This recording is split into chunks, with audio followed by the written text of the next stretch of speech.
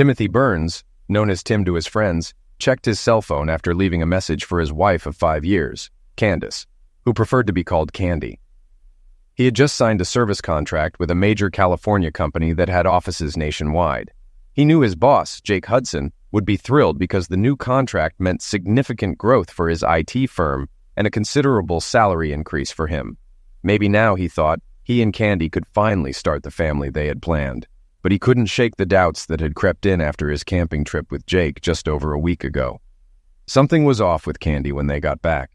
She seemed distracted most of the time and had started snapping at him. But that wasn't all. When they got home and threw their clothes into the laundry basket, he noticed something odd in the gusset of her underwear. He picked them up and found that whatever it was had hardened and had a very distinctive smell. Then it hit him, and his world felt like it was falling apart. Determined to uncover the truth, he visited an attorney to explore his options, since he would be heading to the West Coast soon. If Candy had cheated, it would end their marriage. "Are you sure your wife is cheating on you?" asked Ruby Hawkins, a family law and divorce lawyer recommended by a friend who had just divorced his wife for cheating. "Not 100%, Tim replied, "but I need to know, and if she is, I want a divorce." "Most divorces in this state happen without anyone being at fault," Ruby explained. "You can file on the grounds of infidelity, but you'll need solid evidence." "Like photographs or videos?" Tim asked. "Exactly," Ruby said. "I can hire an investigator to follow her and find out for sure if you'd like." "Yes, please," Tim agreed. "What can I expect during a divorce?" he asked. "Since she earns about the same as you from your teaching job, you likely won't have to pay child support," Ruby explained. "You don't own any property and have no children, so assets will be split 50-50. You keep your pension and she keeps hers. If we can prove infidelity, we'll use that to secure a favorable outcome. I'll start the paperwork and send it once we have the evidence." "Okay," Tim said. "Let's do it. I'll be out of town for about 3 days, so I think that's when she'll probably do it." Ruby called her investigator, Marvin Johnson, who suggested Tim install a tracking app on her phone. He also gave Tim a device to record phone calls on his landline and an audio recorder to hide in her purse. Tim hated doing this, but he needed to know the truth. There were other signs, too. Ever since the camping trip, Jake had been more arrogant and condescending, almost like he knew something Tim didn't. Tim held out for a week, and Candy drove him to the airport, kissing him goodbye. "I'll call you this evening after dinner," he said. "Okay, honey," she replied. "Have a good flight." The first night Tim was away, he called Candy as promised, and was surprised when she told him she would be waitressing at a party Jake was hosting that evening. According to Candy, one of the waitresses was sick, and Jake asked if she could fill in. "He didn't mention any plans earlier. He promised to pay me $150 for the night," Candy said. "I could use the extra money since I won't be back to work for a couple of weeks." Tim knew classes would start soon, and she needed the money, but something felt off. "Really?" Tim asked. "Okay, go ahead, but be careful and tell me about it tomorrow, okay?" "Okay," she replied. "You know I love you, right?" "Yes," he said. "And I love you too. Good night." After ending the call, a knot twisted in his stomach. He called the investigator. "I wanted to let you know that Candy was asked to waitress at a party at Jake Hudson's house," Tim said. "Okay," Marvin replied. "We'll keep an eye on her and let you know what we find out." "Thank you," Tim said, ending the call. The next day, he called Candy on her cell phone but got no answer. He also called his home phone but only reached the answering machine. He reassured himself that she didn't spend the night with Jake. However, his hopes were crushed when he received an email from Marvin that day. "Candy spent the night at Hudson's house and she is still there," the email read. "She was very busy last night. I've attached a couple of photos, but be warned they are quite graphic. I will give you my full report when you return." Tim opened the attachments and his heart sank. His beloved wife of 5 years had lovemaking with 3 men. Damn it, 3 men. Men he once considered friends. His hands started to shake and tears flowed from his eyes. He couldn't believe what he was seeing. He tried calling her again, but it went straight to voicemail. He also called his home phone, but only reached the answering machine. Without leaving a message, he went to the hotel bar to drown his sorrows. The next morning, he checked the tracker and found that Candy's phone was still at Jake's house, meaning she was likely still there. Marvin confirmed this with an email containing 2 more photographs of his wife. The nature of the photos was the same as the previous ones, but with 10 men, including Jake, his son Mike, and 5 more of Jake's IT company employees. These were people he once saw as reliable colleagues, but no longer. He didn't recognize the other 3 and assumed they were Mike's friends.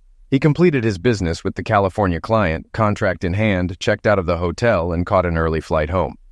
He took a taxi from the airport and noticed Candy's car was missing when he arrived home. Checking the tracker, he saw her phone was still at Jake's house. He went inside, changed clothes, and called Ruby's office. He was surprised when her receptionist said she was available and could see him in the afternoon. He called Candy on her cell phone and was surprised when she answered, sounding out of breath. "Hello?" she said. "Hi, it's me, Tim," he replied. "Where are you?" "I'm home," she answered. "Just finishing up a few things before class starts." He was stunned by her blatant lie. "I see," he said. "Well, I'm done here in California and I'm heading home." "Oh, okay," she responded. "I missed you so much. Call me when you land and I'll pick you up at the airport." "No, don't worry," he said. "I'll take a taxi. Bye."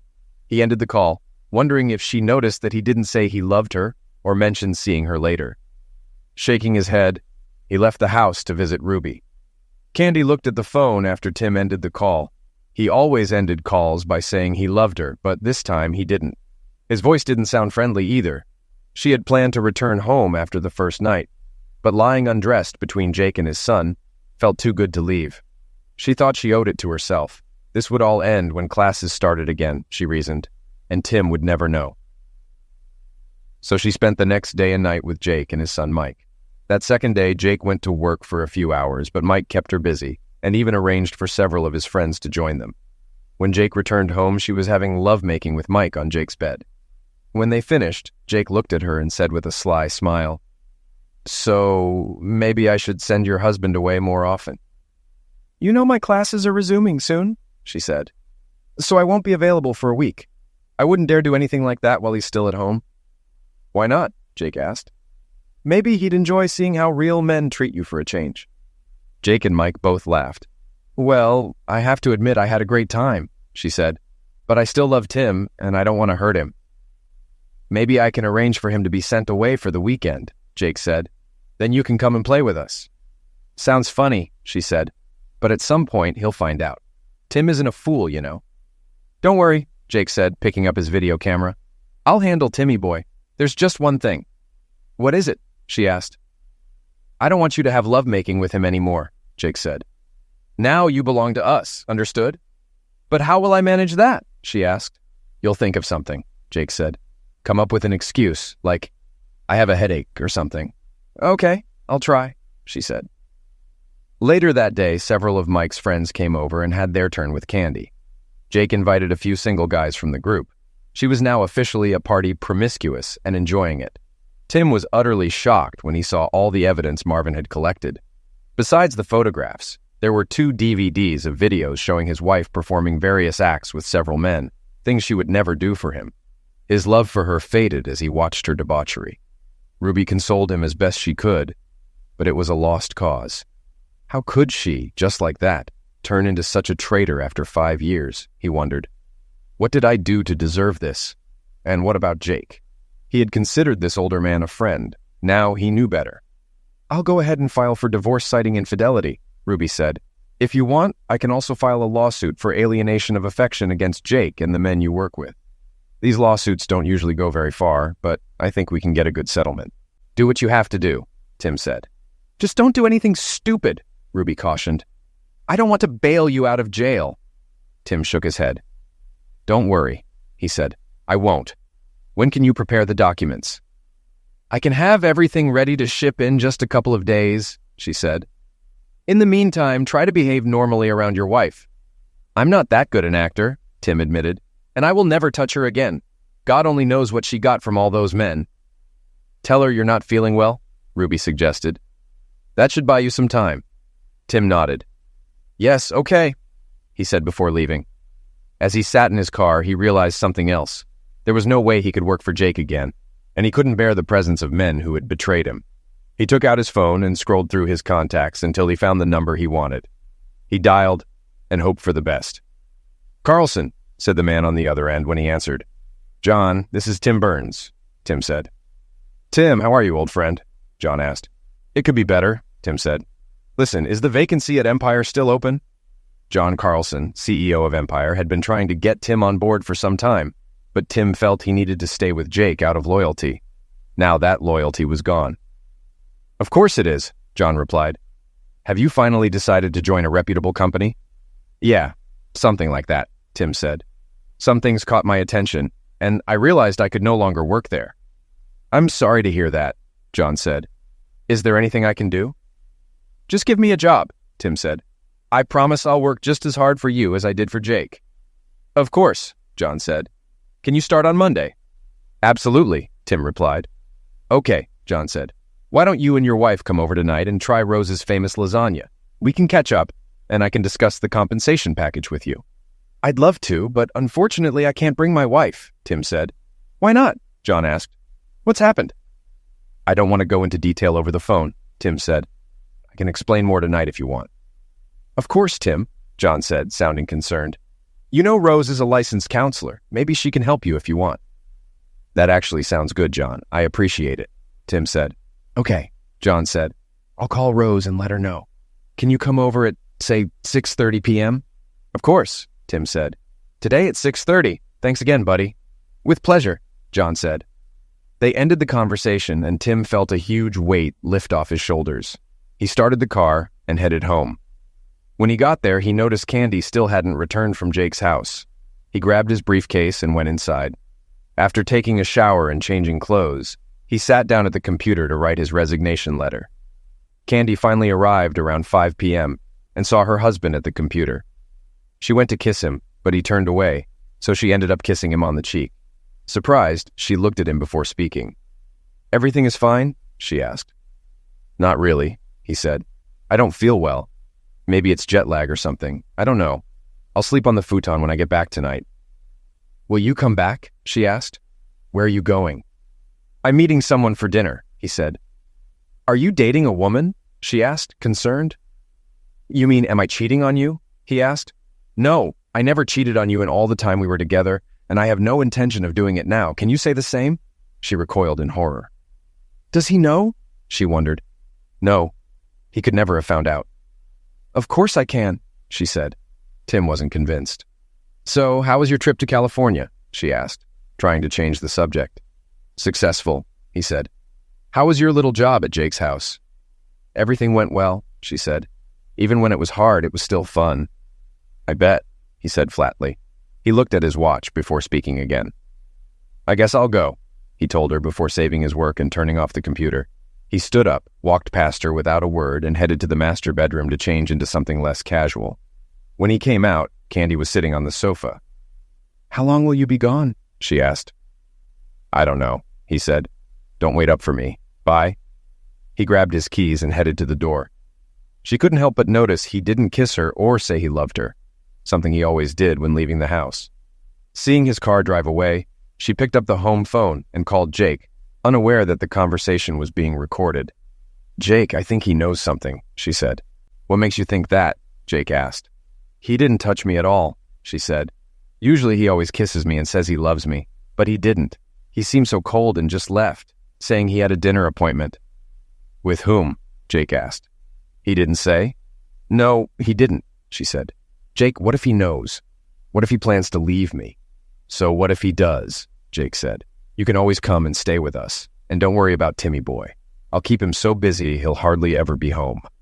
But I don't want to lose him, Candy exclaimed. I love him. Jake laughed loudly. Yes, you've shown us all how much you love him over the past 2 days, haven't you? Jake asked. It's not funny, Jake, she said. I know what I did with you guys, and yes, I liked it. But I still love him. I don't want to lose him. Yes, exactly, said Jake. Let him get this out of his head. After a while, he'll come around, and if he doesn't, well, we can do something about it too. You're not going to hurt him, are you? She asked. Not in many words, Jake said. We just have to show him how things will be from now on, and you will help make this happen. What? Candy asked in shock. When the time comes, you will help us explain everything to him. Remember who you belong to. Now, I'm sure you wouldn't want the school board to see the video footage we have of you. You wouldn't dare, Candy said. Oh yeah, but I'd love to, Jake said. I have a video of you on a hike and plenty of videos of you in very compromising positions. Your rear literally belongs to me, so you need to keep little Timmy in line." Feeling trapped, Candy gave in. "Okay, Jake," she said, "but don't hurt him." Jake chuckled over the phone. Yes, as you say," he said, ending the conversation. Tim drove up to the large 2-story house where John and Rose Carlson lived. He got out of the car, grabbing a bottle of wine he had picked up on the way. John opened the door as he rang the bell and graciously accepted the wine. "Come in, Tim," John said with a smile, "and thanks. This will be put to good use tonight." John led Tim to the dining room where Rose was waiting with her lasagna. "Tim, please meet my wife, Rose," John said. "Rose, this is Tim Burns, our new customer service representative." Tim shook Rose's hand while John opened the wine. "Nice to meet you, Tim," Rose said with a smile. "Glad to meet you too, Rose," Tim said. "Please call me Rose," she said. "Mrs. Carlson sounds so official." They took their places at the table, and Rose served lasagna while John poured the wine. Tim had never tasted such delicious lasagna and expressed his gratitude.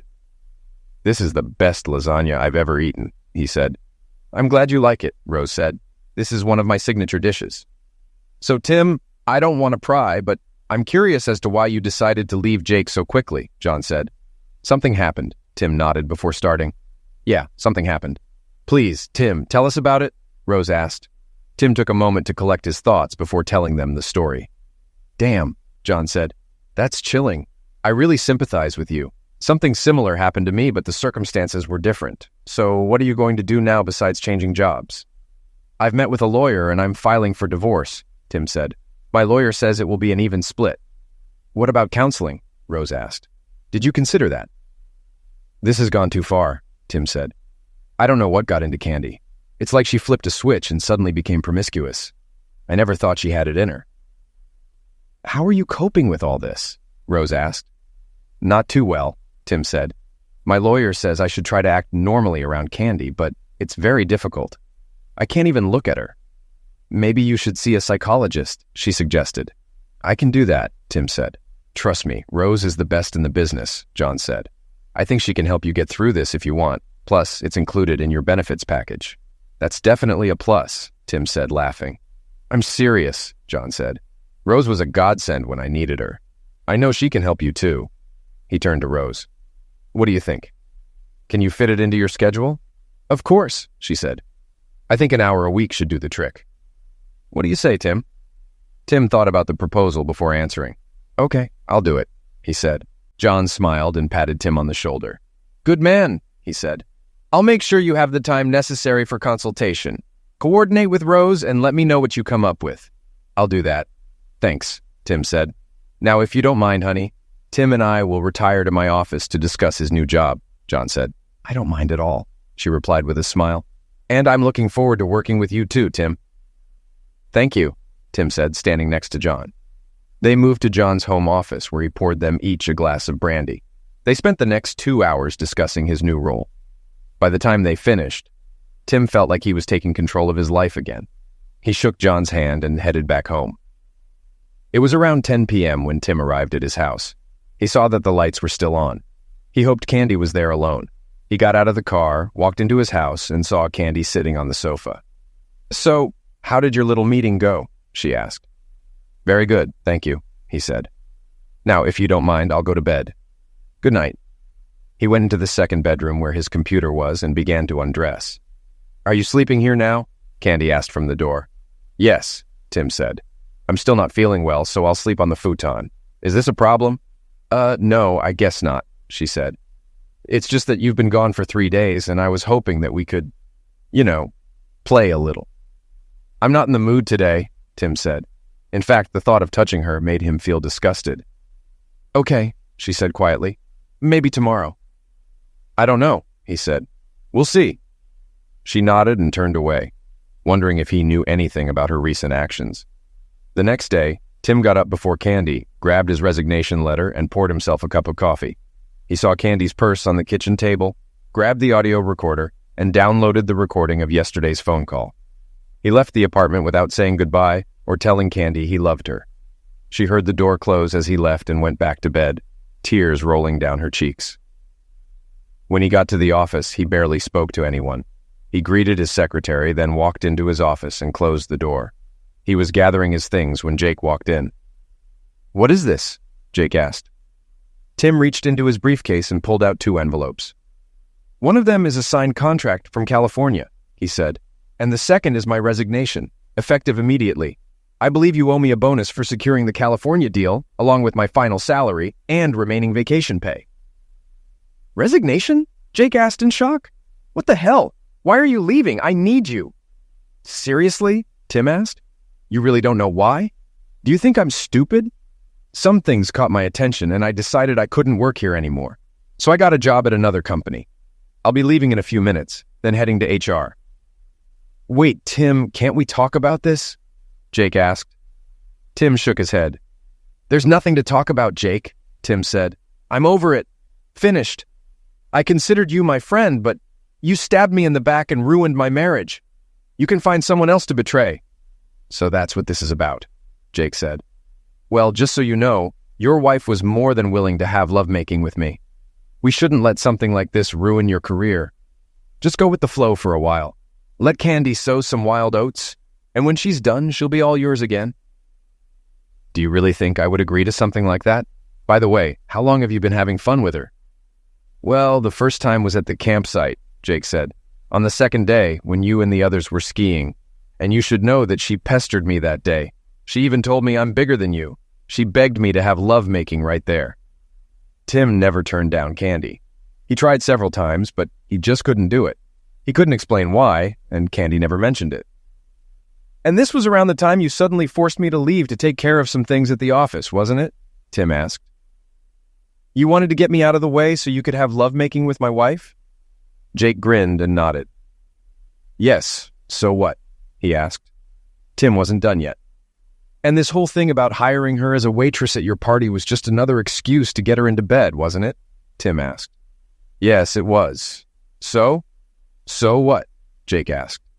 Tim took out his phone and stopped the audio recording he had started when Jake entered the office. "Thank you for your confession," Tim said. "Now, if you don't mind, I'm done packing. I'll go to the HR department and won't bother you." "Wait," Jake said. "You can't use this recording." "We'll see," Tim said. "I'm leaving. Goodbye, Jake. You'll rot in hell." "Wait, you forgot something," Jake said, picking up the photo of Candy that Tim kept on his desk. "I haven't forgotten," Tim said. "I don't want it. You and your son want this traitor so badly, you can have her. I'm done with her and with you. Goodbye." With these words, he left the office. Jake watched Tim walk away, wondering what just happened. How did Tim find out what he and his son did to Candy? "What do you mean he resigned?" Candy asked when Jake called. "He just handed me the signed contract and resignation letter and left," Jake said. "He knows, Candy. I don't know how he knows, but he knows." "What did you say to him?" she asked. "The truth," said Jake. "I told him about how it was for the first time on the hike." "You're an idiot," she exclaimed. "Well?" he asked. "I told him," Jake said. "He also left a photo of you, which he kept on his desk. He said he didn't need it." "Amazing," she said, tears streaming down her cheeks. "So what should we do now?" she asked. "It's not my problem," Jake said. "He's your husband. You can handle this. Unless, of course, you want me to step up and make him see the error of his ways." "No," she said. "You've done enough. Thank you. Stay away from this. I'll deal with it." "As you say," he replied and hung up. Candy looked at her phone with tears streaming down her face. She didn't want a divorce, but she knew Tim wouldn't tolerate her cheating. She decided to do everything in her power to keep him. She sat on the sofa, holding her head in her hands, and sobbed over what she had done. A few minutes later, Tim pulled into the driveway. He saw Candy's car and looked around to see if Jake's car was anywhere nearby. Not seeing it, he grabbed his box and briefcase and went inside. He saw Candy on the couch and, without saying anything, went into his office. He closed and locked the door, then checked for voice recordings. He found the recording and listened to the conversation between Candy and Jake. He forwarded it to his lawyer and quickly called her. "Hi, Tim," she said. "I just received your last email. I'm preparing your documents now." "Okay," Tim said. "When can they be submitted?" "If you want, I can pull some strings, and my bailiff can deliver them later this afternoon," she said. "Will that suit you?" "That works." "Thank you," he said.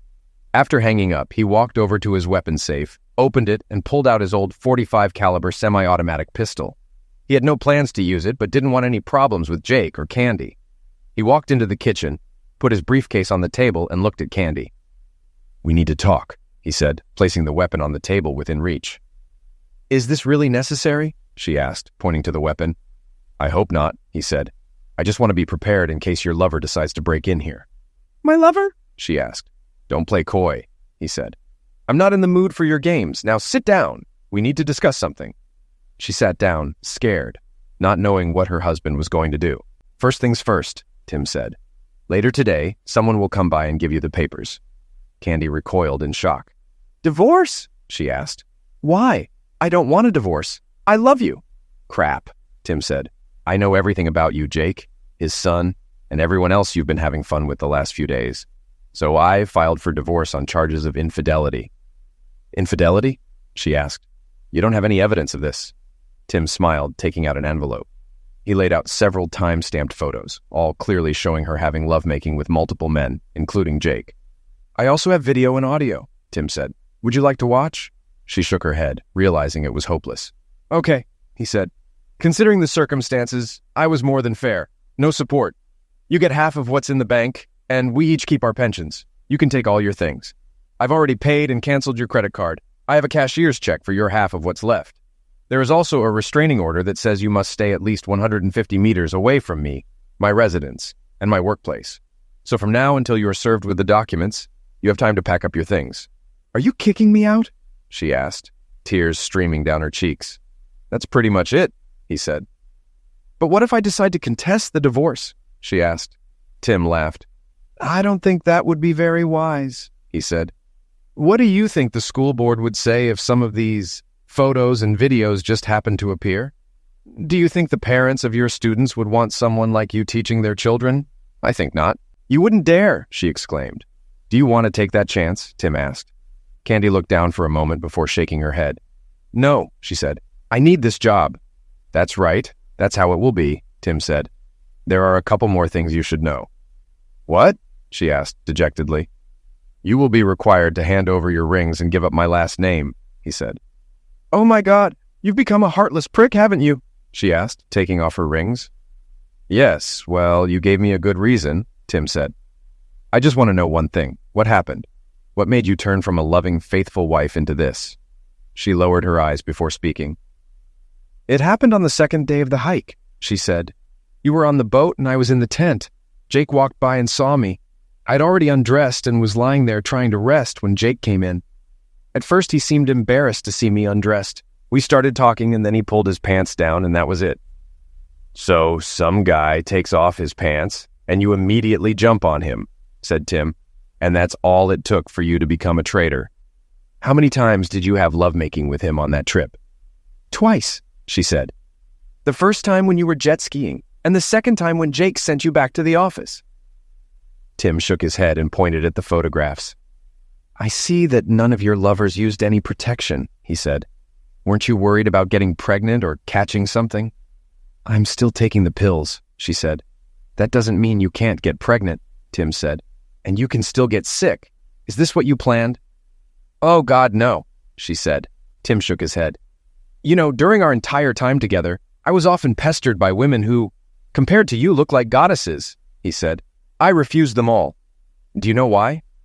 Because I thought I had a loving and faithful wife at home, and I would never do anything to hurt her. But you? You didn't even consider what you were doing. You didn't care how I felt. I hope it was all worth it for you. Now pack up your junk. I expect you to leave when you are served with the documents." "Tim, please," she began. "Can't we turn to a psychologist? Please, I promise I'll never do this again. Can't you forgive me this time?" "I will never forgive you for what you did," Tim said, his expression harsher than she had ever seen before. "Never. Maybe if you slipped just once, were molested or something like that, I might overlook it. But that didn't happen. From the moment Jake pulled his pants down, you were his willing toy. I will never be able to forgive this level of betrayal." "But don't you love me enough to get through this?" she asked. He shook his head. "No, I can't stand the sight of you right now," he said. "The sooner you disappear from my life, the better. Now go and start packing. Everything you leave behind will either be burned, thrown away, or donated to Goodwill."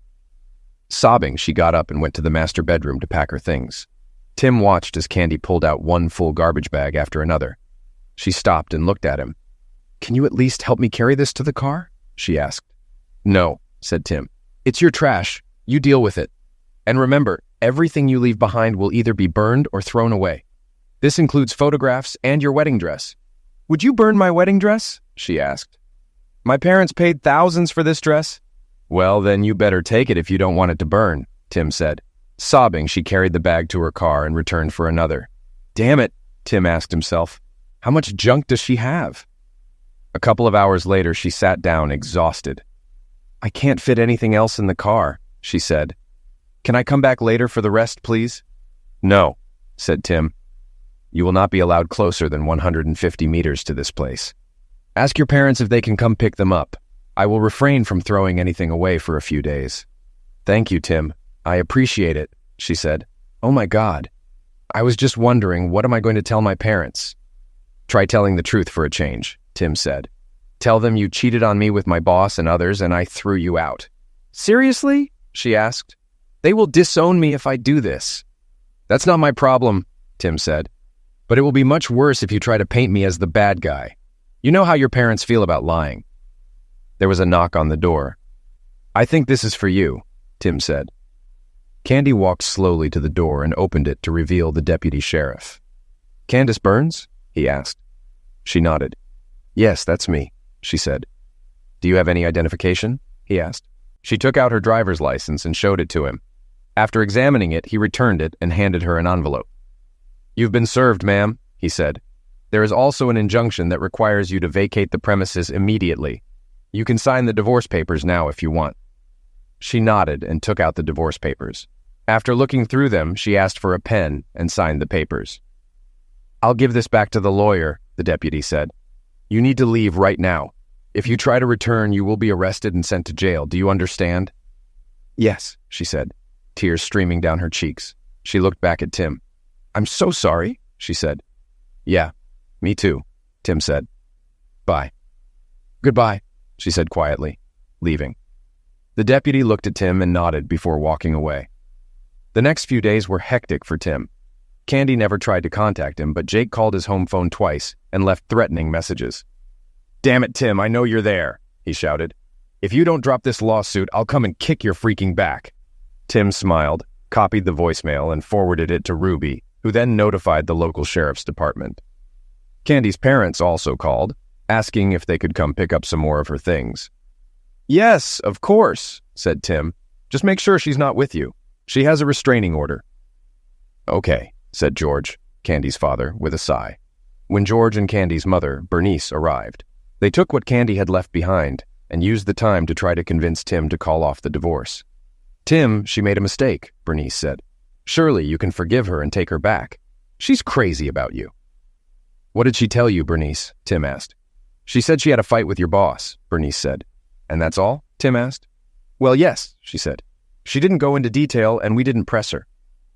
Tim grabbed an envelope with photographs and DVDs and showed them to Bernice and George. They were shocked when they saw the photos. I'm sorry she didn't tell you the whole truth, Tim said. As you can see, it turned out to be much worse than she made it seem. Oh my God, Bernice said. I had no idea it was so bad. I'm so sorry, Tim. I don't blame you for what you did. George's face turned purple with rage. I will have a long conversation with our foolish daughter, he said. Have you done anything else with these photographs? Tim shook his head. Not yet, but I warned her not to contest the divorce. They sympathized with him for a moment and then finished packing up the rest of her things. Half an hour later, they left the house, giving Tim a warm hug and wishing him all the best. Later that day, as Tim was watching TV, there was another knock on the door. He looked through the peephole and saw Jake, Mike, and two of Tim's former colleagues. He walked into his office, grabbed the weapon from the weapon case, and called emergency. Holding the weapon behind his back, he barely managed to open the door before they rushed inside. We'll kick your freaking back, Jake growled. Tim pulled out his weapon and pointed it at Jake, forcing them to stop. You're not really going to shoot us, Jake said. You don't have the courage. Do you really want to test that? Tim asked. Just so you know, I already called emergency and the police are on their way. If you're here when they arrive, you'll be arrested for violating the restraining order. Jake, I think he's serious, said one of the other men. Jake looked at him, then turned back to Tim. At that moment, they all heard a siren nearby and saw flashing red and blue lights. Yes, Jake, I'm serious, Tim said. They turned to leave, but two large, uniformed police officers stood in the doorway. Tim lowered the weapon. "Put the weapon down, sir," one of the officers said. Tim obeyed, placing the weapon on the kitchen table. "Officer, these people are violating the restraining order," Tim said. "They broke into my house and threatened me. I want them arrested." "Do you have a copy of the order?" asked another policeman. Tim nodded. "I have it, officer," Tim said. He pulled out an envelope from the kitchen table and handed it to the officer, who carefully studied the order. After a few moments, he returned it to Tim and turned to the four men. "Turn around and put your hands behind your back," the officer said. The four men glared at Tim as officers handcuffed them and read them their rights. Once they were secured, one of the officers turned to Tim. "Do you have a license for this firearm?" he asked. "Yes, I do," Tim said. "Would you like to see it?" He pulled out his wallet and showed the officer his driver's license and his NRA firearms training card. The officer nodded after studying the cards. "Okay," he said. "Be careful with this thing. Do you hear me?" "I hear you, officer," Tim said. "Thank you." The next 3 months passed in a blur for Tim. He enjoyed working at Empire much more than he ever did working for Jake.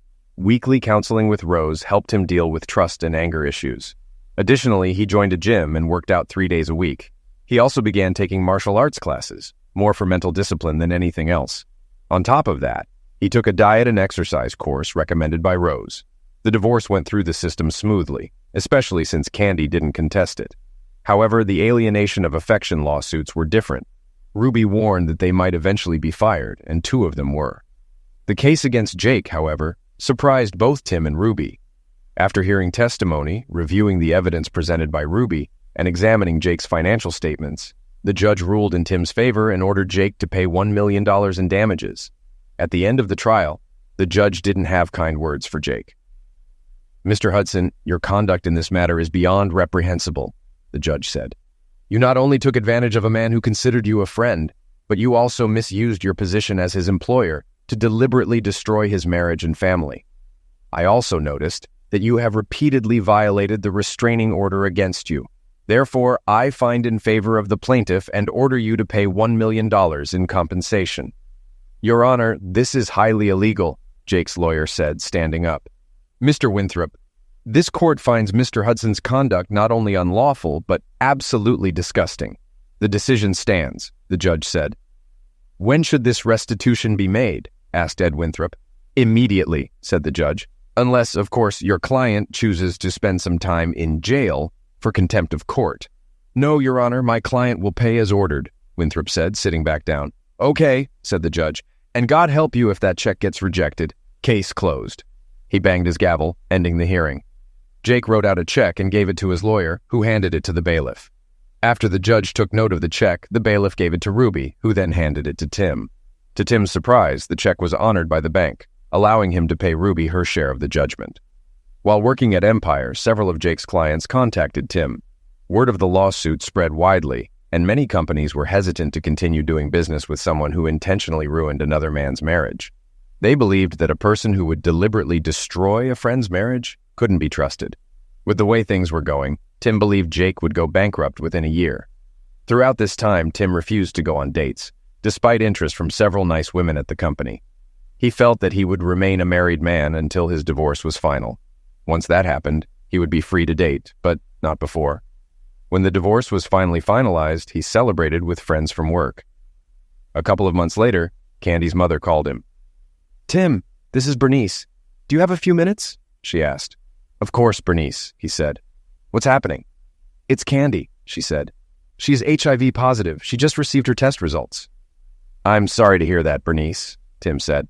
"But honestly, I'm not surprised. Besides, we're officially divorced now, so there's nothing I can do about it. She is not covered by my insurance, and I am not responsible for her." "I know," Bernice said.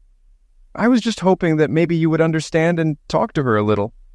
"Well, I think I can, but I don't know what good it will do," he said. "Please, just come and talk to her for a few minutes," Bernice begged. Tim thought for a moment before answering. "Okay," he said.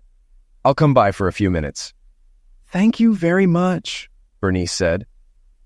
Tim drove up to Bernice and George's house and was shocked to see how thin and frail Candy looked. She walked towards him, but he waved her away. Saddened, she sat down and invited him to sit on the sofa. "You look good, Tim," she said. "Better than I remember. How are things going with you?" "Okay, Candy," he said. "New job, new friends, new outlook on life. How are you doing?" "Not good at all," she said. "You know that I am HIV positive?" "That's what your mother said," he told her. "I'm sorry to hear this, but to be honest, I'm not surprised. Do you know when you became infected?" "I think it was one of the days I spent at Jake's," she said. "That day I had a lot of unprotected lovemaking with several men." "Does Jake know?" he asked. She shook her head. "Not yet," she said. "I'll have to tell him so he can get tested too." "I'm sure he won't take it well," Tim said. "No, probably not," she said. "Look, Tim, I just wanted to apologize to you one last time and hope that maybe you would understand in your heart and forgive me for what I did to you. I now realize that my actions ruined many lives. I could have said no at any time, but I didn't. I was stupid and greedy, and I let my hormones get the better of my rational mind, and now I'm paying for it. I had the best husband and lover a girl could ask for, and I gave it all up for something new. I know you hate me, and you have every right to, but I don't want to go to my grave without your forgiveness." Tim considered her words carefully. It was the first time he remembered her actually taking responsibility for what she did and acknowledging the impact of her actions on others. He could continue to hate her, but he recalled his sessions with Rose. Holding a grudge against Candy wouldn't help him move on. He nodded. "Okay, Candy," he said. "I forgive you." She cried, sitting in a chair. He thought about pulling her into his arms and started to stand up. She waved him off. "Thank you so much, Tim," she said through tears. "This means more to me than you know. Listen, I want you to find a woman you can love and trust. Marry her and have children. I'm over it. I'm done. But you have your whole life ahead of you, and you deserve to be happy." "Thank you," he said. "I'll do so. And if you ever want to just talk, let me know, okay?" She nodded, wiping tears from her eyes. "I will, Tim," she said. "Thank you for coming and talking to me. I've missed you so much these past few months." "I miss the woman I married," Tim said calmly. "By the way, how are things with Jake and Mike?" She shook her head. "It's not good," she said. "Lately, he has become very cruel. He didn't take losing to you in court very well. You probably know that his business has suffered a lot lately." "I noticed," Tim said. "Did he hurt you physically?" "Not yet, but he's very harsh," she said. "Do you want me to be with you when you tell him about your diagnosis?" Tim asked. "No, but thanks for asking anyway," she said. "This is my responsibility, and I have to deal with it. You know, I keep thinking that if I had just told him to leave that first day of camping, we would still be together." "It's quite possible," Tim said, "but I have a feeling that at some point it would have happened anyway. He's been after you for quite some time." "I think you're right," she said. "Look, I'm really tired and I need to rest before I go back. Thanks for coming. This means more to me than you know." "You're welcome, Candy," he said. "And remember, call me if you just want to talk." "Fine," she nodded weakly. "I will. Goodbye, Tim," she added. "Think about me from time to time." "Fine." He sensed a certain finality in her last statement and wondered if she intended to commit self-destruction. "I will," he said. "Just don't do anything stupid, okay?" She smiled. "I won't," she said. He stood up and headed toward the door. Bernice approached him before he left. "Thank you, Tim," she said, hugging him. "It means more to her than you think, and to me too." "You're welcome, Bernice," he said. "Keep an eye on her, okay?" "I will," she said. A couple of weeks later, Tim was sitting on his couch, eating dinner and watching the evening news, when he heard a report that caught his attention. The bodies of a local businessman, his son, and a woman believed to be the man's mistress were found earlier today in what police believe was a double homicide self-destruction, the presenter said. Jacob Hudson, president and founder of Hudson Consulting, along with his son and a woman who has not yet been identified, were found dead. All three were sufferers of fire-shot wounds, authorities said. Police are investigating the incident, and more details will be provided as they are released. After recovering from his initial shock, Tim called Bernice. She was sobbing when she answered the phone. "Bernice, what's going on?" he asked. "We just got word that Candy is dead," she said. "It looks like that prick Jake shot her, then his own son, and himself." "Oh my God," Tim said. "I saw the news report and hoped it wasn't her. I'm so sorry." "That's her," Bernice said.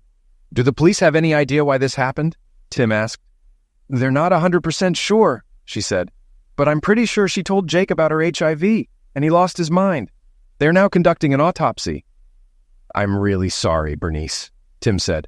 "I want you to know that I never wanted this to happen." "I know, Tim," she said.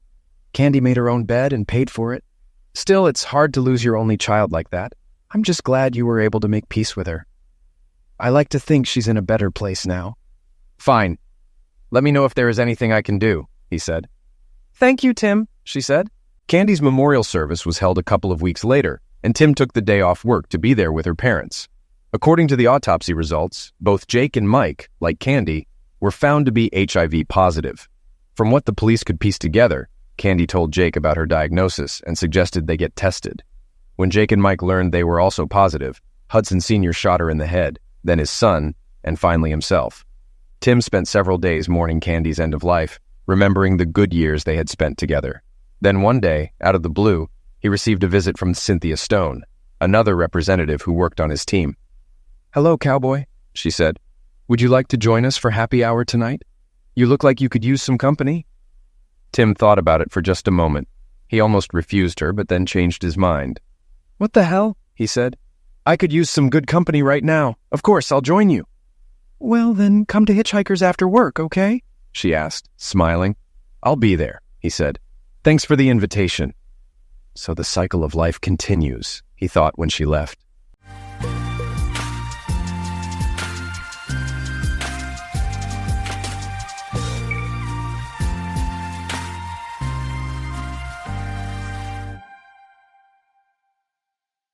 How I uncovered my wife's cheating, her secret lover, and the unexpected path to my ultimate revenge. I encountered Lena, my wife of nearly 15 years, during high school. The subsequent Monday, after hosting a party at my parents' farm for my friends, I requested a family friend working for us to procure a couple of bottles of sour mashed potato. My cousin Terry, not accustomed to being drunk for long at his age, decided to head home instead of recovering. Although I successfully retrieved the keys from him, he believed he'd outsmarted me. This idiot emerged from the front door, thinking he could walk the 5 miles to his house, and I allowed it. Reportedly, a young woman discovered him about a mile away, crawling through gutters while fetching the family mail as he couldn't stand on his feet anymore. That's how I messed up. Before he left my parents' house, after involving her principled father, she transported my cousin to his parents' house. My aunt, my father's sister, had to deal with his multiple bouts of vomiting due to his foolishness. My parents learned about it, and I faced repercussions. In their view, I had betrayed their trust and was a horse's back. Regardless of my explanations, they believed the worst. Eventually, my aunt exaggerated the incident, portraying it as the worst thing humanity could do. I was in a tough spot. If only she knew the truth about her son's behavior. Nothing can be done when a person is blinded by faith and can't see reality. I accepted it and served my time. I realized early on that the truth doesn't matter most of the time. What matters is what people believe. From then on, I altered my attitude toward everyone I knew. My father used to say that I had aged prematurely because my walk changed. One day, an unfamiliar young woman approached me in the hallway before class after lunch. She expressed concern about wild parties at my parents' farm, alleging the presence of half-undressed girls and questioning my responsibility. I responded by asking her identity and the reason for her accusations. Lena LeBlanc introduced herself and mentioned finding a man from my parties in a ditch near her parents' house.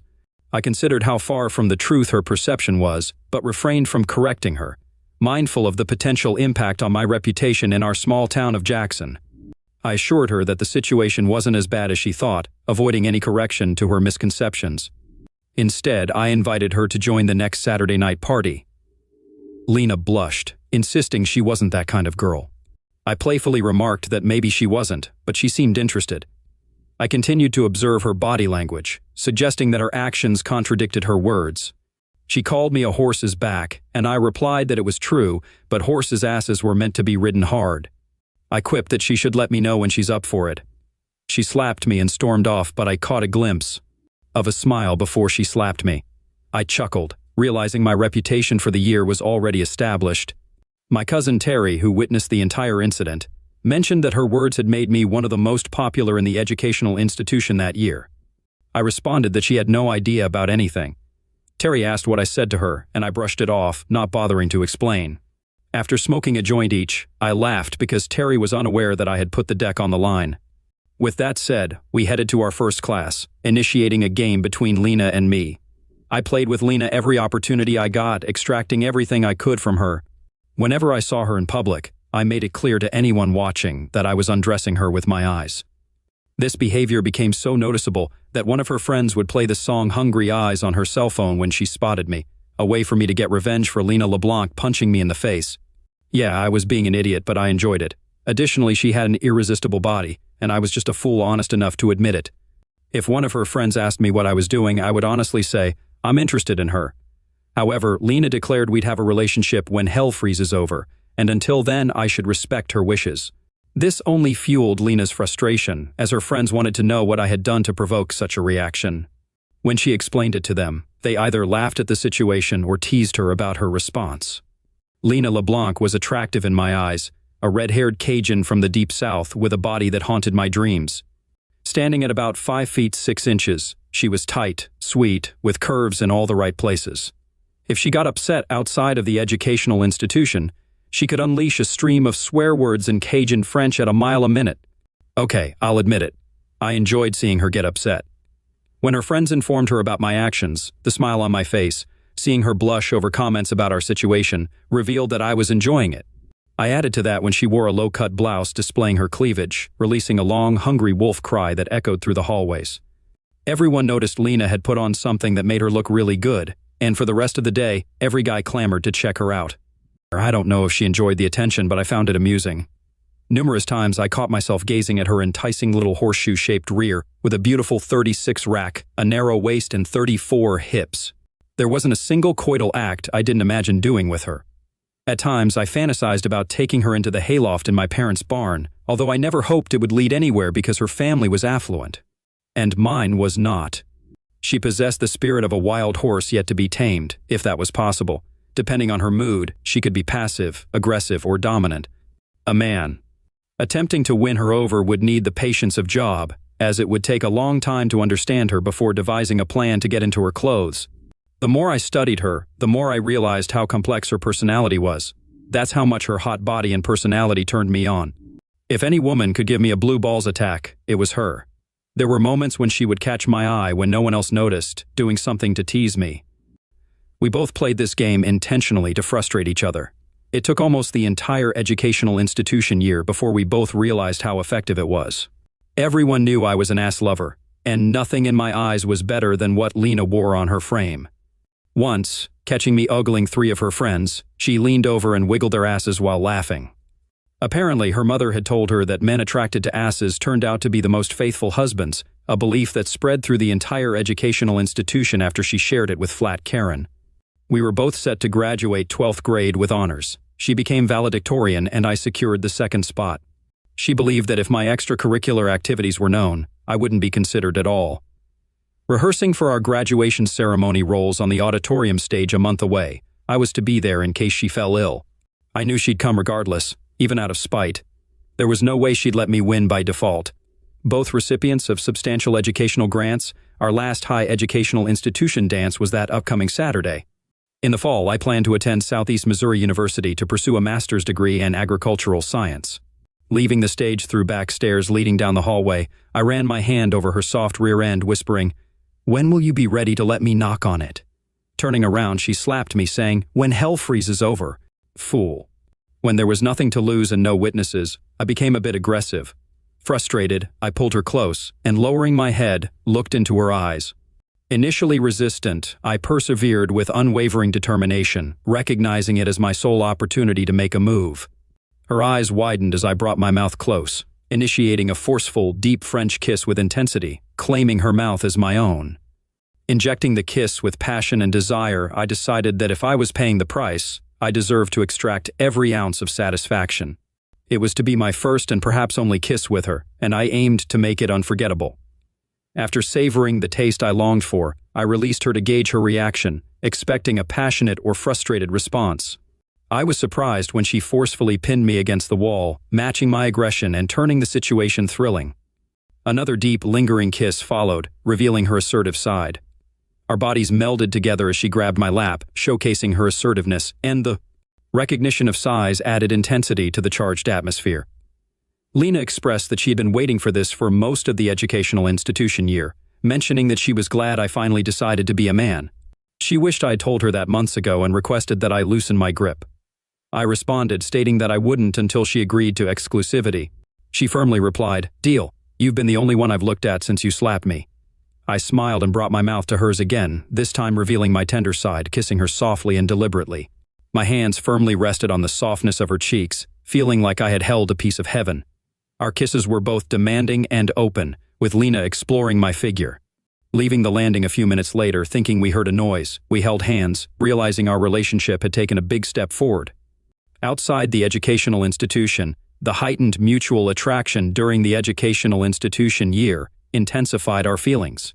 Those who saw us leave immediately noticed the smiles on our faces, sparking discussions in the corridors for the rest of the day. It was amusing because neither of us had dated that year, seemingly waiting for each other. I waited for her at the educational institution entrance, and without saying a word, she handed me the educational institution book she was talking to at home. Lena suggested stopping at the Dairy Queen for a milkshake before I dropped her off at home. Karen was shocked, exclaiming if Lena and I were finally admitting our interest in each other. Lena assured her that she would call later that night to explain everything. We walked out of the house holding hands, heading for my Jeep Cherokee Sport.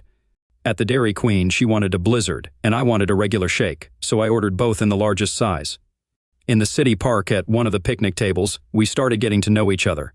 Around 6 in the evening, I dropped her off at her parents' house. Her mother opened the door for her, and her father, shocked by my respectful approach, eventually gave his consent for me to take his daughter to the dance on Saturday night. He appreciated the respect, considering it a testament to my upbringing. Years later, when I asked for his daughter's hand in marriage, he didn't object as long as I followed his plans to protect his assets. After Lena went into her parents' house, I headed to my parents' farm. My parents sensed a change in my life, and when questioned, I mentioned an interesting conversation.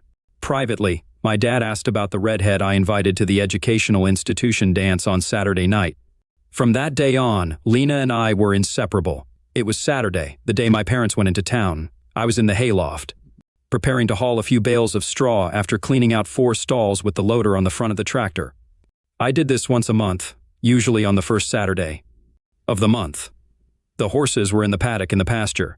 I carried everything to the edge of the loft and was just getting ready to spread them out on the floor of the stalls when I heard Lena's voice calling me. "I'm here," I said. "I have 14 more bales to drop before I go down." I started throwing them over the side as fast as I could and was about ready to climb down when I saw Lena's head sticking out above the floor. I went over to greet her as she finished her climb. It was funny how much flat space was open in the straw bales. A moment later, we were lying with our arms around each other on bales of straw, our mouths closed, and our hands exploring each other's bodies. She, like me, was eager to get up from where we stood on the stairs. It wasn't long before she was pulling off my shirt, and I had just finished undoing the buttons of her blouse, anticipating how I would feel her beautiful chest when we were interrupted. Lena and I probably would have gotten carried away if we hadn't heard my parents honking. I noticed my parents trying to grab my attention as we descended the stairs. They were already approaching the barn. Lena and I swiftly spread out the straw in the stalls. In one of the stalls, Mom and Dad caught us throwing straw at each other, and laughter ensued. Curiosity led my parents to the barn, prompted by the sight of a strange car in the yard when I wasn't around. They were pleasantly surprised to find a pretty girl about my age visiting the farm. It was intriguing to observe the surprise on my parents' faces when I introduced Lena to them as my girlfriend. I informed them that as soon as I finished bedding the floor, I would saddle the horses and take her for a ride. Mom suggested having lunch first, and Lena volunteered to help. They headed toward the house, prompting my father to commend my quick thinking and advise me not to jeopardize this new relationship. "Lena is better company, just like your mother was at the same age," he said. "Make sure she's good enough to be the mother of your children if you're considering it." My father, a practical man, offered straightforward thoughts, emphasizing the consequences of our actions. I learned then that he always had a fondness for redheads. Dad assisted me in setting up the 4 horse stalls before returning to the house. By the time we got back, Mom and Lena had already become friends. After lunch, we went for a horseback ride, reaching the back 50. After tying the horses to a low branch, finding new spots on the grass by the swimming pond, we leaned against a tree. Around 5 in the afternoon, Lena left to get ready for the educational institution dance. While dancing that night, Terry overheard Lena telling Karen that my sweet and gentle personality attracted her. Despite our teasing, we never took it further. Lena explained to Karen and Terry that she appreciates my ability to control my temper yet can be aggressive when needed. His passive nature guides him in everything, but when he sets his mind to something, no one can make him back down. Waiting for me like I was the only one proved that, she added. Terry attested to my loyalty, saying, "He'd do anything for me, just as I would for him. Piss him off, and you'll realize you underestimated him." More than one boy here crossed him, and after he dealt with them, they were lying on the ground in blood. When I picked her up for the last dance of the educational institution year, her parents were surprised when I brought her a corsage without a special occasion. They said it was the most beautiful bouquet they had ever seen. I explained that I made it from plants in a small nursery my father and I had started on the farm. "I made it in neutral colors, so it goes with anything," I said. They seemed very impressed. She looked stunning in that white summer dress, emphasizing her curves. All night I thought about her. There was no doubt in everyone's mind that we were now a couple. Yeah, she was a real tease to me, and she knew it. I think she was irritating me that night, kind of paying me back for what we'd done to each other during the educational institution year. Toward the end of the summer, we spent a lot of time in the hayloft. Mom and I had a long conversation after she found my stash of contraceptives hidden in a far drawer. It was then that she decided to have a conversation with the woman she hoped would be her future daughter-in-law. I must have realized what was said because, shortly afterward, Lena informed me that she was taking birth control pills. One night at dinner, Mom put in her 2 cents, saying, "The horses seem to like the stalls better and they've gotten much sharper in the pasture. I wonder if it might be because the straw has taken on a new odor." I almost choked on my food and started coughing, and my dad looked up and said, "I missed something?" My father recognized my early interest in gardening and fostered its growth under his guidance. We transformed 20 acres of our 250-acre farm into a Christmas tree farm, acquiring small trees inexpensively through a reforestation grant after identifying the best tree type for the Christmas market. Every spring break, my father and I spent a week planting rows of new seedlings, creating a special bonding time for us. About 2 weeks before planting, we tilled the plot, repeating this process 3 or 4 times, depending on the weather, before leveling it. This facilitated quick and easy planting, allowing us to promote our first crop well before sale. The following season, with approximately 400 trees standing at 80 feet tall, the remaining task was pruning them to perfection for retail buyers. We even devised a labeling system for buyers to know the farm of origin. In 6th grade, my father, acknowledging my passion for growing plants, emphasized the need to replenish topsoil. An arrangement with the city of Jackson involved bringing collected yard waste to a designated site for mass topsoil production. Cape Girardeau adopted a similar practice, and from an early age, at least twice a month. I spent a day or two creating mulch by chopping up twigs, filtering out non-biodegradable items burned in oil drums. The ashes were scattered along the plot boundary for a cleaner end product. Once the pile reached a certain size, we added chemicals to stimulate the rotting process and maintain moisture. Turning the heap over once or twice a month ensured proper aeration. Local building contractors learned they could dump excess soil without a removal fee, mostly Missouri red clay. We mixed this soil with our biodegradable mulch, leading this side of our growing business to claim quite a few acres after topsoil removal. Some of the donated soil was used to level and grade the land for our greenhouses. It took 18 months to transform useless dirt into high-quality topsoil used for bedding in our greenhouses and sold to the retail market in 10-pound bags. In the first 3 years, enough profit was made to build 2 large glass greenhouses, heated in winter with gas furnaces, filled with growing flowers, and shipped to local wholesalers as needed. Implementing a system of PVC tubing and an expanding hose, we designed an automatic watering system hanging from the top down. Applying the same principles to water our crops, a drainage system built by my father on the concrete floor collected excess water for reuse. This efficient approach saved on costs and eliminated the need for a pond to collect excess fertilizer from watering. During the summer, we constructed an additional 4 greenhouses to cultivate white and red poinsettias for Christmas, eventually reaching a total of 10. Recognizing the money earned through our collaborative efforts, my father decided I could graduate without incurring debt. I vividly recall Lena's initial exposure to our operation, which aided her comprehension of why I selected this career path.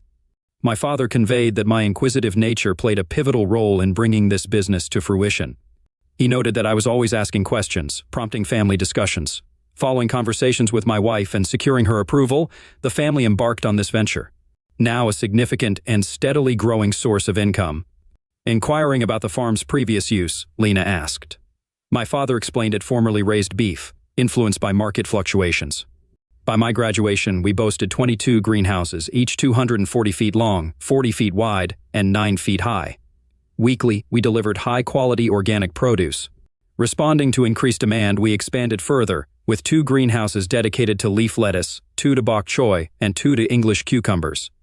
Employing 20 individuals, our chemical-free organic produce commanded higher prices from wholesalers, ensuring our financial prosperity. As anticipated, I joined the family business full-time while Lena pursued a career as a family nurse practitioner associated with Southeast Missouri Hospital. I proposed to her within a week of her receiving her license, and 3 months later, we hastily married due to her pregnancy with our daughter. Our 2 sons arrived a year apart from our wedding day. Spoiled by my parents, Lena was cherished, with my mother becoming our children's nanny, giving her a renewed sense of purpose. To this day, our children reflect the morals and values she instilled in them. Celebrating our 14th anniversary, my cousin Terry and his wife Karen expressed concerns about our relationship, suggesting Lena appeared to dominate and control me. At a family barbecue, they confronted me, asserting that Lena treated me as a second-class citizen, displaying a motherly fatigue in the relationship. Despite my attempts to defend Lena, they insisted that I had stopped listening to her, causing resentment. According to Terry, Lena was leveraging my softer personality to assert dominance, and some friends suspected she harbored a romantic interest outside our marriage. Reflecting on these comments, I confronted Lena about her treatment, expressing fatigue from being treated like a doormat. This revelation shocked her, making her feel out of place for the first time in a while. Luna, my 13-year-old daughter, questioned my father, asking him what had gotten into him. I responded loudly for everyone to hear, stating that I had reached a point where I could no longer tolerate the feeling that her mother was treating me like a servant. I warned that if her mother didn't change her attitude, our house would be turbulent for months. This statement served as an awakening for everyone present. I realized that for most of our married life, I had turned a blind eye because it wasn't worth fighting over.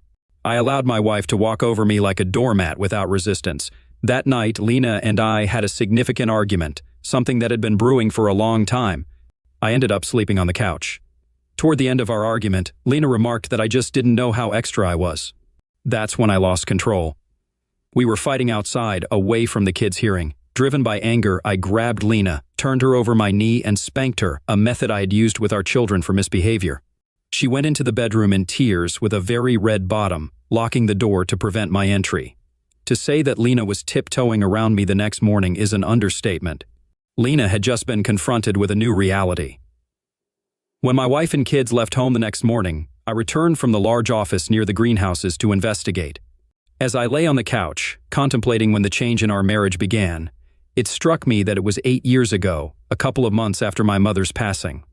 After conducting a thorough search of her bedroom, I found a wrist bracelet with custom-made 18-karat gold charms. The issue was I hadn't bought them for her.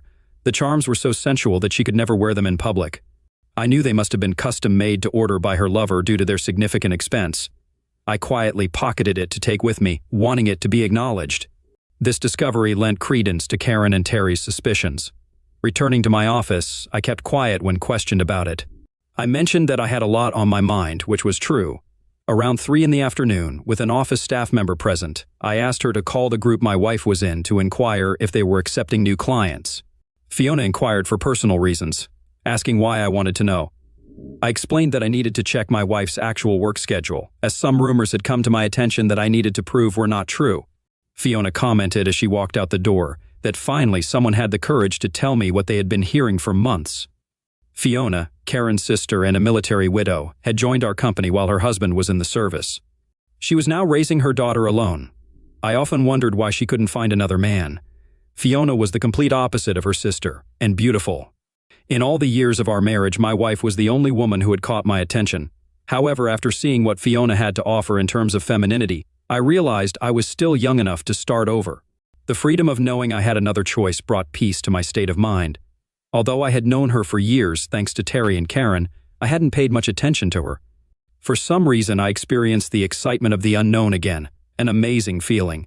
When she returned, the information she provided was quite revealing. Her work schedule was not at all what I had envisioned. Instead of working Thursdays and Fridays until 10 p.m. every week, she only did it once a month, like all the other doctors in their office. Fiona and I chatted for quite a few minutes. She attempted to pose questions subtly, avoiding clarity in her inquiries. Whether she was aware of it or not, she instilled a few thoughts in my mind that fostered hope for my future. This afforded her a significant amount of unaccounted-for time. It was surprising to discover that she only worked half a day on Wednesdays. Now the question arose, what was she doing with all that free time? 8 years ago, when a tragic accident befell my mother, my father and I were startled to learn that she had bequeathed her shares in the family business to me, entrusting them to her 3 grandchildren. During my childhood, they had sold most of the farm at an inflated price to a corporation, retaining 10 acres around the house in their name and another 10 in mine. The corporation paid off the mortgage for 10 years with interest. They gifted me the land as a wedding present for Lena and me, and on that land, Lena and I constructed our house. My father took his wife's loss hard and withdrew from society for a few months afterward. During that period, I assumed the role of the company's president, and my father retired as our first CEO, though he still came in 3 mornings a week to stay updated and serve as an advisor. I was aware of an impending significant business trip in a couple of weeks, during which I would have to visit 8 different company offices to renew multi-year contracts requiring my signature. These contracts included product line extensions, providing opportunities to increase revenue. As it involved 3 countries, I had to be away for at least 3 weeks. My father and I continued to lead our company, now employing over 100 people with more than 48 greenhouses operating at maximum capacity. Fortunately, in my first year of full-time employment, I conducted a survey to identify potential underground water veins and found one that would sustain us for years. By discontinuing the county water supply, we reduced our total expenses by $10,000 per month. Additionally, we uncovered a vast natural gas cavity. Since the land had been in the family for generations, we still owned the mineral rights. Through negotiations with major companies, we secured a mutually beneficial arrangement. Even after covering our heating costs, we received a substantial monthly royalty. My cousin Terry, serving as our CFO, visited my office to brief me on the latest cash flow statement, revealing that we were on track for the most significant year of growth in the company's history. During this private meeting, I disclosed my discovery to him. Examining the report, he was as astounded as I was. Terry inquired about my plans, asking what I intended to do. I replied that I wouldn't send someone else to sign the contracts. Instead, I planned to pretend I had no idea what was going on. I explained that this would give the private investigators I was going to hire plenty of time to find out who my wife's lover was. Terry questioned the relevance of finding out in a 50-50 state like ours, suggesting it wouldn't matter in divorce court. I remarked that Lena's father, Leonard LeBlanc, was and still is a conniving person. Before Lena and I were married, he made us sign a prenuptial agreement, and I guess Lena forgot about it. Terry asked why he did it, wondering if Leonard LeBlanc was worth millions thanks to fracking, to protect his daughter from me ever getting a piece of her inheritance. I responded, stating that if we divorced because of infidelity, the guilty party walks away with the clothes, and that's the end of it. Upon arriving home that evening, my demeanor had notably shifted. My wife appeared to show a respect for me that had been absent for years. It seemed evident to both of us that our relationship had undergone a significant change. Lena was undoubtedly attempting to discern what I might be aware of. An interesting note was that same morning my father had opted for a 2-week fishing trip with childhood friends, a plan they had encouraged for years. He'd be away until my return. Throughout his absence, Lena had been home more frequently, sparking suspicions that something undisclosed was occurring in her life. A few days later, my daughter informed me that her mother was frantically searching for something and questioning all 3 children about it. "Daddy, Mom accused us of going into your bedroom and going through her dresser drawers," Luna said, noting the emotional weight attached to what her mother sought. Upon my return home, I inquired about it, but Lena downplayed its significance. When I mentioned our daughter's concern, Lena suggested that Luna might have misunderstood, planning to clarify after dinner that night. During dinner, I regarded Lena similarly to how I had during our school days, prompting a significant change in her mood. I presumed Lena now believed I was aware of her affair.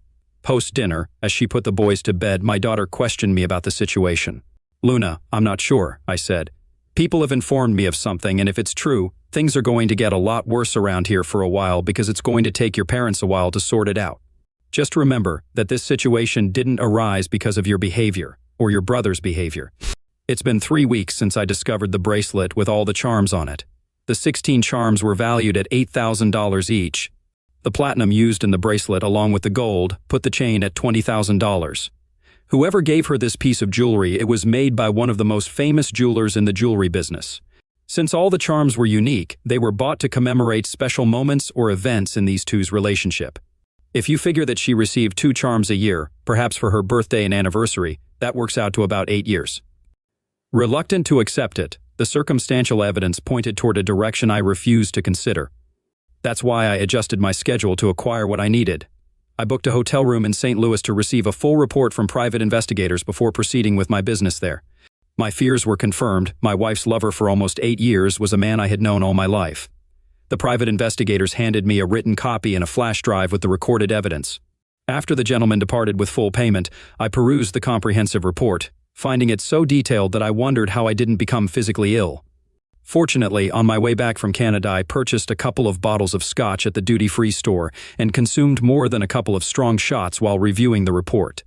Summoning my courage, I contacted my former father-in-law, Leonard LeBlanc, and requested his personal email account. Leonard, a proud man with his values, faced the personal distress caused by this report. Yet I knew that if I didn't disclose the truth, he would assist Lena in undermining me during our divorce. I explained to Leonard that I wanted him to know what's in store for him because he wouldn't believe it if he heard it from me. I mentioned that the dossier was handed to me about 2 hours ago and cost me $6,000 to get. When I received the letter, I sent it to him via my laptop and awaited the imminent phone call. Leonard LeBlanc might have appeared to be the epitome of Homer Pyle upon initial acquaintance. Standing over 6 feet 5 inches tall, he exhibited the same clumsiness and awkwardness as everyone else in his childhood.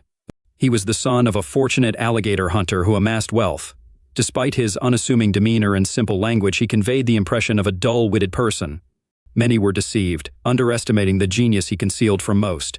When intrigued, he delved into thorough research starting from the ground level. CEOs were often astonished to discover after sealing a challenging deal that he had only been with their company for 6 months. While leading the corporation, he possessed the knowledge to enhance their profitability and productivity by exploiting their vulnerabilities, potentially saving millions from their initial costs. As soon as my cell phone rang, I answered, anticipating it to be my father-in-law. Leonard exclaimed, expressing his surprise at the situation, admitting that if I had told him, he would have called. He characterized me as the biggest liar in the country and questioned how much worse things were going to get from there. I asserted that I planned to do the same thing to them as he did, stating there would be no mercy for either of them. Leonard replied, expressing understanding and absolving me of blame, stating that he'd burn anyone for what they've done. He requested that I promise not to do anything before we talk and assured me that our words wouldn't be recorded. Leonard LeBlanc, a religious man with his own views on life and morality, garnered respect for steadfastly maintaining his principles. I suggested to my dad that we go fishing with the boys the first Sunday after I get home, and that he could call my daughter to arrange it tonight if she'll be home. He liked the idea, seeing it as an opportunity to eliminate 2 birds with 1 stone. He wanted to know what made me suspicious. I explained that I found a bracelet with a bunch of charms on it, had it appraised, and discovered it was custom-made. Last Monday, while in Montreal, I arranged to have it shipped to my wife from Paris. It would be sent by courier, 1 piece at a time, to arrive at her workplace with a note. I planned to contact my father-in-law and his lover at the appropriate time so they could find out the cost of my silence. All 16 pieces must be in her possession before I return home. Leonard expressed concern, anticipating that my wife and her lover would turn into lunatics. I replied, explaining that it would give me time to find a buyer for my shares in the corporation. Selling my father's dream was the only thing that could hurt him as much as it hurt me, throwing them off balance psychologically for the near future. Leonard understood the plan, and I continued, stating that their fears would become more apparent as the date of my return approached. Leonard inquired about the remaining duration of my trip, and I replied that I had 2 more weeks to live out of a suitcase. From the day the first courier letter hit my wife's eyes, they would be the walking dead. I remarked that it would have been easier if they were actually dead, suggesting a less complicated resolution. After he hung up the phone, I relaxed, knowing Leonard LeBlanc wouldn't wait for anyone. Hailing from the swamps, he knew how to resolve a matter without unnecessary questions. In the heart of New York City, staying at the Trump Hotel, I received the detective's unwelcome news. While still at my desk, well after 9 p.m., my father was dead, and I was shocked. I had to inquire about the details of what had happened. Evidently, my wife and he chose to take a swim in the rear southeast of the pond where Lena and I had spent considerable time on the initial Wednesday afternoon we started dating. When the kids were at school, they opted for a horseback ride to cool off. Dad got there before Lena due to the hot weather. Local authorities suspected that someone had introduced a pet alligator a couple of years ago, which had adapted to its new habitat. Divers found my father's body after they eliminated the alligator. All three of us grasped the circumstances. Lena, my wife, was physically undamaged but grappling with significant emotional distress. Our children stayed with their grandparents until my wife regained control of the situation. Returning to my table, I shared the recent revelation with those still present, then excused myself to attend to personal matters. While walking back to my room, I pondered the consequences of being on Leonard LeBlanc's bad side. I wondered about his plans for his daughter. After a stiff drink, I placed a call, and Leonard promptly answered. I began by asking about the kids. Dad said in slang that it was fair enough for the midlines, indicating that the kids were upset but within what he considered normal for their age. I asked if I could speak with them if they were up, and he handed me the cell phone. I spent the next hour talking to all three kids before returning the phone to Grandpa. According to what Lena managed to explain, Leonard mentioned that my father drowned as an alligator dragged him away. They found his undressed body with several dead animals in the refrigerator. While his body wasn't bitten, it had a few scratches, so he recommended a closed casket. I thanked Dad solemnly and informed him that I would be home Saturday morning to handle the funeral arrangements. I mentioned that I needed to call my wife and check on her. He remarked that it sounded good, stating that at times like this one has to keep up appearances before saying goodbye. I called Lena, and reports indicated she was in serious condition. Conversing with her was challenging, as she couldn't stop crying. She couldn't fathom how they hadn't spotted an alligator before, given their weekly horseback rides. I questioned if it was typical for them to swim undressed, and Lena couldn't bear it, dropping the call. Now she knew I was aware of the truth. The following morning, during a business meeting, the same two detectives from the previous night called me in after my wife fainted. While grieving and trying to drown her sorrows, a gas explosion occurred, blowing out part of the house. She didn't escape in time and was fatally crushed by debris. I requested to expedite the process due to my need to fly out urgently. Fortunately, they understood, and I secured a better deal than anticipated. I managed to catch the last plane to the Cape that evening. Stepping off the 12-seater plane, I found my father-in-law waiting. Dad said that my wife and he were counting on me and the grandchildren to stay with them until things were settled. This would give me time to get things organized and settled. I inquired about how Mom was handling it, and Dad revealed that she struggled until the police informed them this afternoon that she was your father's longtime mistress. Their suspicions were confirmed when they discovered blackmail notes Lena had been receiving in your father's office. I remarked that it must have bothered them. Dad added that it was a bracelet with 16 different erotic charms, all undressed, suggesting it could be seen as a model of what lovers did in those days. Of course, they planned to talk to me after the funeral. I asked how I should arrange to meet them, and Dad suggested a simple plan. I should take the prenup and the private investigator's report with me and give them to them right away. It would prove that I had no motive to frame them. I smiled, knowing he said it to remind me that all passings, until proven one way or another, would be treated as suspicious. The more candid I was about them, the less chance they would consider it a homicide. Dad and I went to the funeral home office together to select a casket. We settled on a closed casket for both of them. I then contacted Terry at the office, informing him that the contracts were signed and I would be taking a few days off. There was a considerable turnout at the funeral and tea party for the lovebirds. Considering everything, I believe my kids handled it well. I maintained my composure as much as possible, though there were moments when I couldn't hide my emotions. Many speculated about a closer-than-usual relationship between the two, but nothing was publicly mentioned about it. The detectives patiently waited while the fire inspectors finalized a report on the gas explosion at my house. They determined the cause to be a faulty installation conducted while I was away. Upon receiving the report, I could legally sue the gas company for negligent death and loss of home. They found no evidence to determine when the alligator was placed in the pond. Presenting the prenuptial agreement and the private investigator's report, I gave them a copy using my father-in-law's printer. They appreciated my disclosure, resolving any potential issues that might arise upon others reviewing their final report.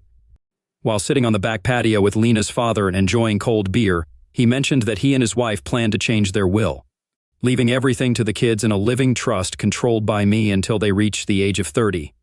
I responded that it doesn't matter if he had anything to do with what happened, stating that karma has given them what they deserve, and we should leave it at that. Leonard smiled and complimented me, saying that he always knew I was a smart man who knew what to say when it was needed. At Macy's, where the kids and I were making significant purchases, Fiona ran into me. We had moved into my dad's house during the remodel of mine, which was stale and desperately needed repair. I explained to Fiona that we were buying things because we had nothing left, and introduced her to my 3 children, Luna, Leon, and Levi. We decided to start with the boys, figuring out their preferences and dislikes, gathering enough underwear, t-shirts, blue jeans, shirts, jackets, and other clothes to last 2 weeks. After paying for our selections, I made 6 trips to the car, utterly exhausted by the end, including the last trip involving new shoes. The children suggested that Fiona should come with us to our temporary home, and then she could return with me to help pick out a new closet. Fiona hesitated, expressing that she didn't want me to think she's meddling in things that don't concern her. Luna firmly stated that she thought I should go with Fiona, and then take her out to dinner to show how much we appreciate her help. That's precisely what we did. After dropping the kids off and unloading everything, Fiona and I returned, working for a total of 4 hours. I invited her for dinner, and she mentioned that she had called Luna to get her agreement and made arrangements on her cell phone to have their favorite pizza delivered. When I got home, the big question surfaced: "Daddy, are you going to ask her out on a real date?" And that remains a question yet to be answered. Welcome to Lost Relation Chronicles. I'm a 36-year-old man, and I feel like my world is crashing down. I love my wife, Gabby, who's 32, but I'm terrified she might be doing something behind my back. The idea is too embarrassing and messed up to talk about with friends or family. What's worse is that I think one of my coworkers might have slept with her, and everything I've seen so far seems to confirm my fears. Let me explain how we got here. I met Gabby in 2014 at a mall in our city. I was in the food court, standing in line, when I saw her. Funny thing is, I was actually heading to another restaurant, but the line was too long, so I switched. That's when I noticed her, standing near the front, looking absolutely stunning. She caught me staring, laughed, and said she wasn't in line for food. Gabby explained that she was waiting for her cousin, who worked there. Her breaking the ice saved me because I was at a loss for words. We hit it off as we chatted, and I tried to be as funny and charming as possible. When I offered to buy her something while she waited, she asked for a strawberry lemonade. After getting it for her, we continued talking until her cousin came out. Before she left, I mustered the courage to ask for her number, and she gave it to me. That was the start of everything. I did everything I could to win her over. We went on dates, attended events, and even hung out with our friends as a group. By 2017, we were married. Together, we've built a life with 3 amazing kids, 2 daughters and a son. Our journey hasn't been easy, but we've made it work, cutting back on nights out at clubs and concerts while still finding time for occasional fun. Gabby has always been an amazing partner and mother, and I've felt incredibly lucky to have her. Gabby is Cuban, stunningly gorgeous, and has always stood out. My friends used to tease me, saying I'd scored big time. She looks like a mix between Gal Gadot and Salma Hayek, with a curvy figure, tattoos on her arms, and her signature ponytail that she always wears in selfies. Professionally, Gabby works alongside her sister as an interior decorator, and together they do really well for themselves. Meanwhile, I work as a maintenance man, a job I've loved for the past 7 years. Things took a dark turn last Wednesday. There's a guy at work, Daryl, who works in the shipping area. We're not exactly friends, but we're acquaintances and often chat during lunch, usually about basketball. The most time we've spent together outside of work was playing dice in the parking lot a while back. One weekend, my car had brake problems, so Gabby had to drive me to work and pick me up afterward. The first time she came to pick me up, she accidentally arrived 30 minutes early and had to wait in the parking lot. That's when things started to feel off. When I came out of work that first day, I saw my wife, Gabby, laughing and talking with Daryl and another coworker, a woman from the office I'll call Brianna. After introducing her as my wife, we had some small talk before heading home. Looking back, I think that's where everything might have started. That week, when Gabby came to pick me up from work, I noticed she began spending time with Daryl and Brianna. I'd sometimes see them in the office, hanging out and listening to rap music on Daryl's Beats headphones, which were connected to his phone. Gabby told me she liked talking to Brianna and enjoyed hanging out with her. Since Brianna and Daryl lived close to each other and were good friends, I didn't think much of it at the time. Gabby visiting the office to talk to Brianna, and occasionally Daryl, seemed harmless. Gabby gets a lot of attention, especially on Instagram, so I've always tried to keep my insecurities in check. Even when I saw her talking to Daryl without Brianna around, I convinced myself not to jump to conclusions. If I brought up my suspicions, it would only upset Gabby, and we'd end up arguing in Spanish every day. But last Wednesday, everything changed, and my fears about Gabby possibly cheating on me hit me like a ton of bricks. That day, as I was leaving work, I said goodbye to a friend who was on the phone.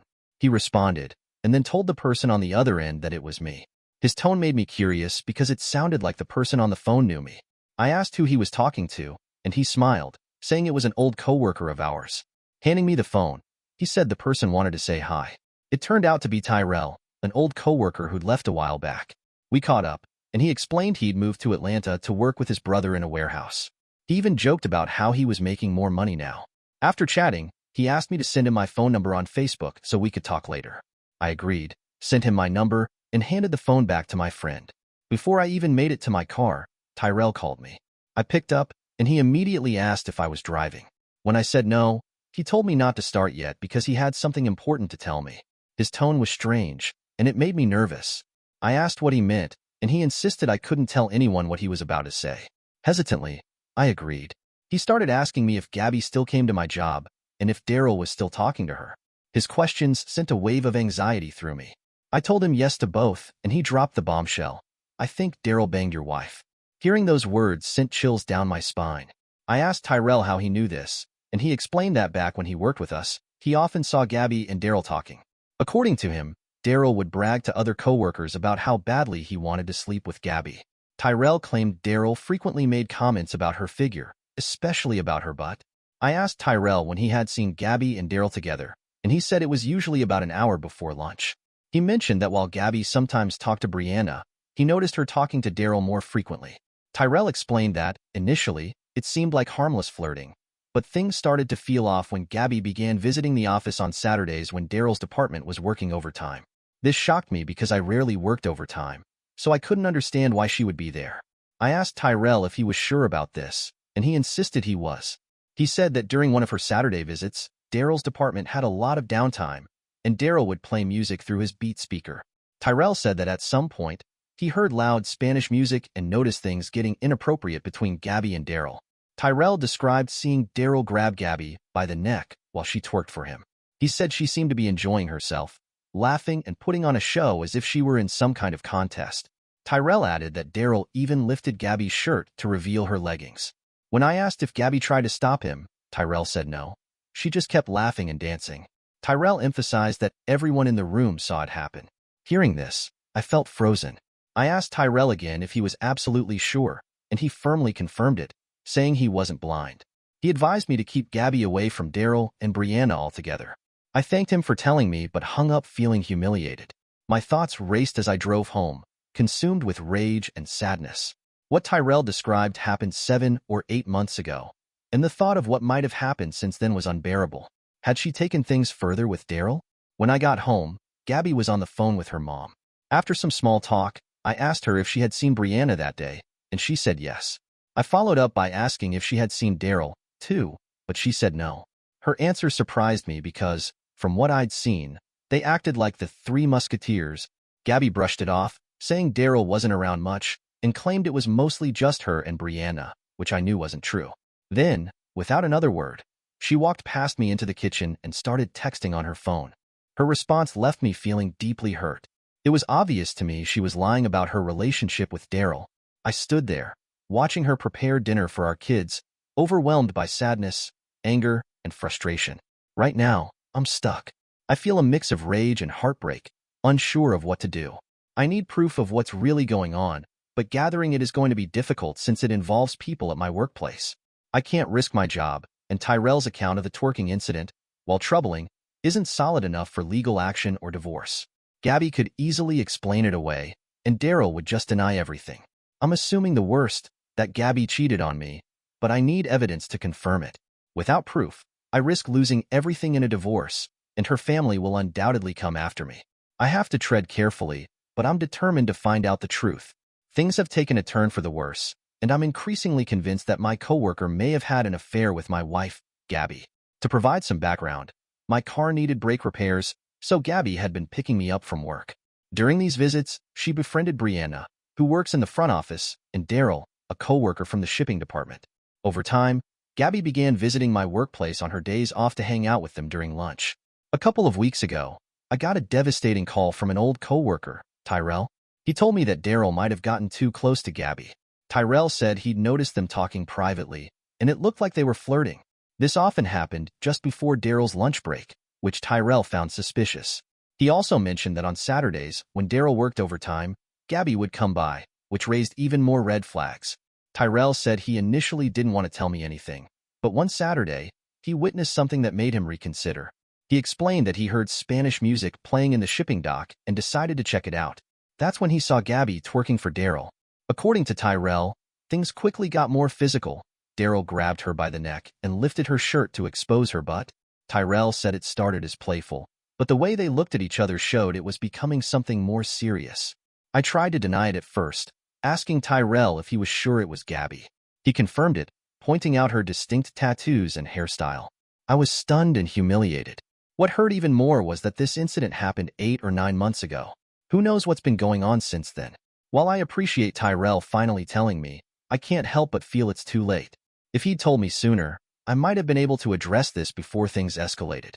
When I got home, I asked Gabby about her relationship with Daryl. She downplayed it, saying she only occasionally talked to him and mostly hung out with Brianna. I knew she was lying, especially after everything Tyrell told me, and it became clear she was using Brianna as a cover to see Daryl. Since that conversation, I've started paying more attention to Gabby's behavior. She's always on her phone, which has a passcode I can't figure out. Late at night, she goes out on the back porch to take calls, and I've started eavesdropping. The snippets of conversation I've overheard make it seem like she's talking to Daryl. She said things like, "Stop, you're crazy," or mention fun they had at a club. Once, I even heard her say, "I can't go over there," which made me think she was referring to his house. When I confronted her about who she was talking to, she claimed it was her sister or Brianna, but her giggling and whispering told a different story. Since Tyrell's call, the red flags have been glaringly obvious. Gabby barely talks to me anymore, always claims to be busy, and has refused to be intimate. When I tried to initiate, she laughed it off, saying she didn't want it with the kids in the house. The last straw came last Saturday. After work, Gabby called to tell me she had plans to go out again and that I'd need to cook dinner for the kids. It felt like she was angry at me for unknowingly disrupting her plans, likely involving Daryl. Looking back, I can't believe I ever thought this was normal. All the signs are pointing to infidelity, but I need undeniable proof before taking any action. This is eating me alive, and I don't know how much longer I can endure this situation. When I saw Gabby all dressed up and heading out, I immediately suspected she was planning to meet Daryl. I lied, telling her I had errands to run before coming home, even though I knew she was already getting ready to leave. I told her to ask her sister to watch the kids, knowing full well that wasn't an option. She tried to guilt me into staying home so she could go out, but I stood my ground, saying I had the right to go out and do things too and might not be back for a while. Frustrated, she snapped, "Whatever," and hung up on me. Later that night, Gabby was clearly irritated. When I said just a couple of words to her, she blew up, accusing me of ruining her plans. I told her I didn't care and that my errands were more important than her hanging out. She countered, saying I never mentioned errands, to which I pointed out she hadn't told me anything about her plans either. When I asked who she was planning to meet, she just brushed me off, saying to forget it. Later that evening, I noticed Gabby on the porch, talking on her phone. Judging by her irritated tone, I assumed she was complaining about me. A few days later, things escalated. After I got home from work one night, Gabby had cooked dinner and came into the bedroom to tell me it was ready. As I entered the dining room, I saw her all dressed up again, clearly preparing to leave. When I asked where she was going, she vaguely said she was going out with friends and told me I had to watch the kids. I pressed her for specifics, but she accused me of trying to control her before storming out with an attitude. That night, Gabby didn't come back until 2:30 a.m. I was furious. I had been texting her, but the only response I got was, "Please stop texting me." When she finally came in, I was playing on our son's PlayStation, still stewing over her behavior. When I confronted her, asking why she was so late, she dismissed me, saying she was out with friends. I wasn't buying it. I told her it was disrespectful to come home so late, especially without a valid explanation. She snapped back, accusing me of being controlling, and said I never had an issue with her staying out late before. Our argument got loud enough that our son came out, worried about what was going on. Gabby used that as an excuse to end the argument and stormed into the bedroom. I let our son play the game for a little while before sending him back to bed, but I couldn't let the issue rest. After calming down, I went to the bedroom to continue the conversation. When I walked in, I stopped mid-sentence. Gabby was getting undressed, and I couldn't help but notice she was wearing a black string as underwear, something she never wore for me. It felt like a slap in the face.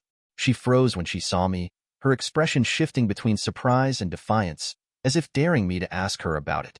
Without a word, she grabbed her pajamas off the bed and went into the bathroom to change, leaving me standing there, feeling humiliated and betrayed.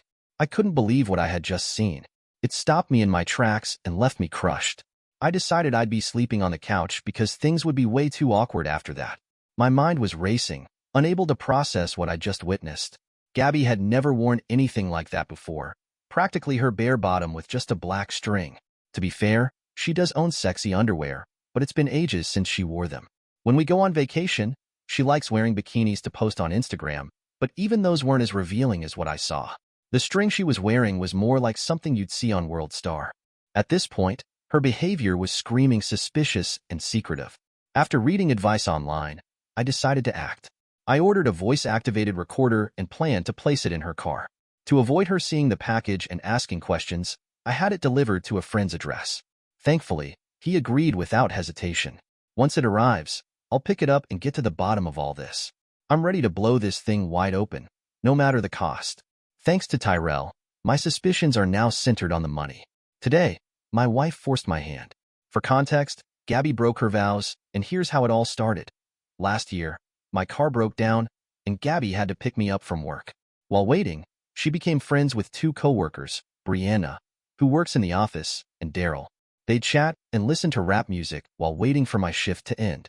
Even after my car was fixed, Gabby started coming by on her lunch breaks when she wasn't working with her sister.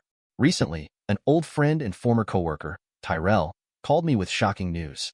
He told me that Gabby and Daryl had been meeting up secretly and acting inappropriately. He said Gabby would visit Daryl on Saturdays when they worked overtime. Tyrell described how he once saw her twerking for Daryl in the back while music played. Daryl even lifted her shirt to see her and grabbed her by the neck. Tyrell suspected they might have gone further than that. Thanks to Gabby's tattoos, her usual ponytail, and the fact that she's Spanish, Tyrell had no trouble identifying her. He also mentioned she would bring Daryl lunch and hang out with him during downtime on Saturdays. Since I never work overtime, I had no idea this was happening. When I confronted Gabby about her friendship with Daryl, she outright lied, claiming they weren't close. This infuriated me because it was a blatant lie. Everyone at work saw them hanging out during lunch. After that, I started snooping to see what I could uncover, and the red flags were everywhere. Gabby would stay out all night, claiming she was with friends. She'd talk on the phone on the back porch, giggling and saying things like, "You're crazy," or "I can't come over tonight." She'd also leave the house suddenly without saying where she was going. Everything pointed to something being seriously wrong, and I knew I had to find out the truth. When I asked Gabby who she was talking to on the phone, she would usually say it was her sister or Brianna. Being at work had started feeling awkward too, especially after Tyrell's call, because I realized how nice everyone was to me, while they knew more than I did. Tyrell's information was like a master key, opening my eyes to what was happening behind my back. Gabby and Daryl had no idea that I knew about them. My only regret was that this information was 8 months old, and so much had likely happened since then. I had been so focused on work and raising our kids that I failed to notice the changes in Gabby. Tyrell showed me how blind I'd been, wearing rose-tinted glasses while Gabby used her friendship with Brianna as a front to see Daryl. Over the last 8 months, Gabby had become much more secretive. She barely talked to me, only speaking when absolutely necessary, and most of her conversations were with her friends. She started dressing up more often, and after staying out until 2 in the morning one night, I noticed she was wearing a black string thong. It concerned me because she never wore underwear like that. She usually reserved sexy bikinis for Instagram posts during vacations, but this was something different. This was meant for someone else. Seeing her like that froze me in my tracks. I couldn't even argue. I just walked out of the room. Tyrell's revelations had turned my world upside down, and the writing was clearly on the wall. Before his call, I had always tried not to be the jealous type. Gabby is beautiful, and she gets plenty of attention on Instagram. Her photos, even old ones, get likes and comments, many of which are inappropriate. It wasn't easy being a husband to someone with thousands of guys following her online, but I always tried to be understanding. I thought once we got married, this sort of thing would change. I decided to buy a voice-activated recorder to get proof of what was going on. If my suspicions were true, I was prepared to divorce her. After I got the recorder, I thought I'd try to talk to Gabby to see if we could fix things. I rode with her to the supermarket to bring up the issue. I told her that while going out with friends was fine, she still had responsibilities as a parent. She accused me of being controlling and said she had the right to have fun and not spend all her time at home or working. I told her I understood she wanted to have fun, but that her sudden outings without explanation were concerning. Surprisingly, Gabby agreed to be more mindful of her responsibilities and my feelings. For a while, It seemed like we were making progress, and I thought we could work on our marriage. But a couple of days later, Daryl called her, and everything unraveled again. Earlier this week, Gabby told me the kids wanted to watch a Pixar movie with their older cousins on Saturday. She said she planned to take them to watch the movie together. I thought it was a great idea and was happy she was spending more time with the kids. However, a couple of hours after they left, my nephew called me. He mentioned he'd heard we had a particular video game he wanted to play and asked if he could come over after the movie.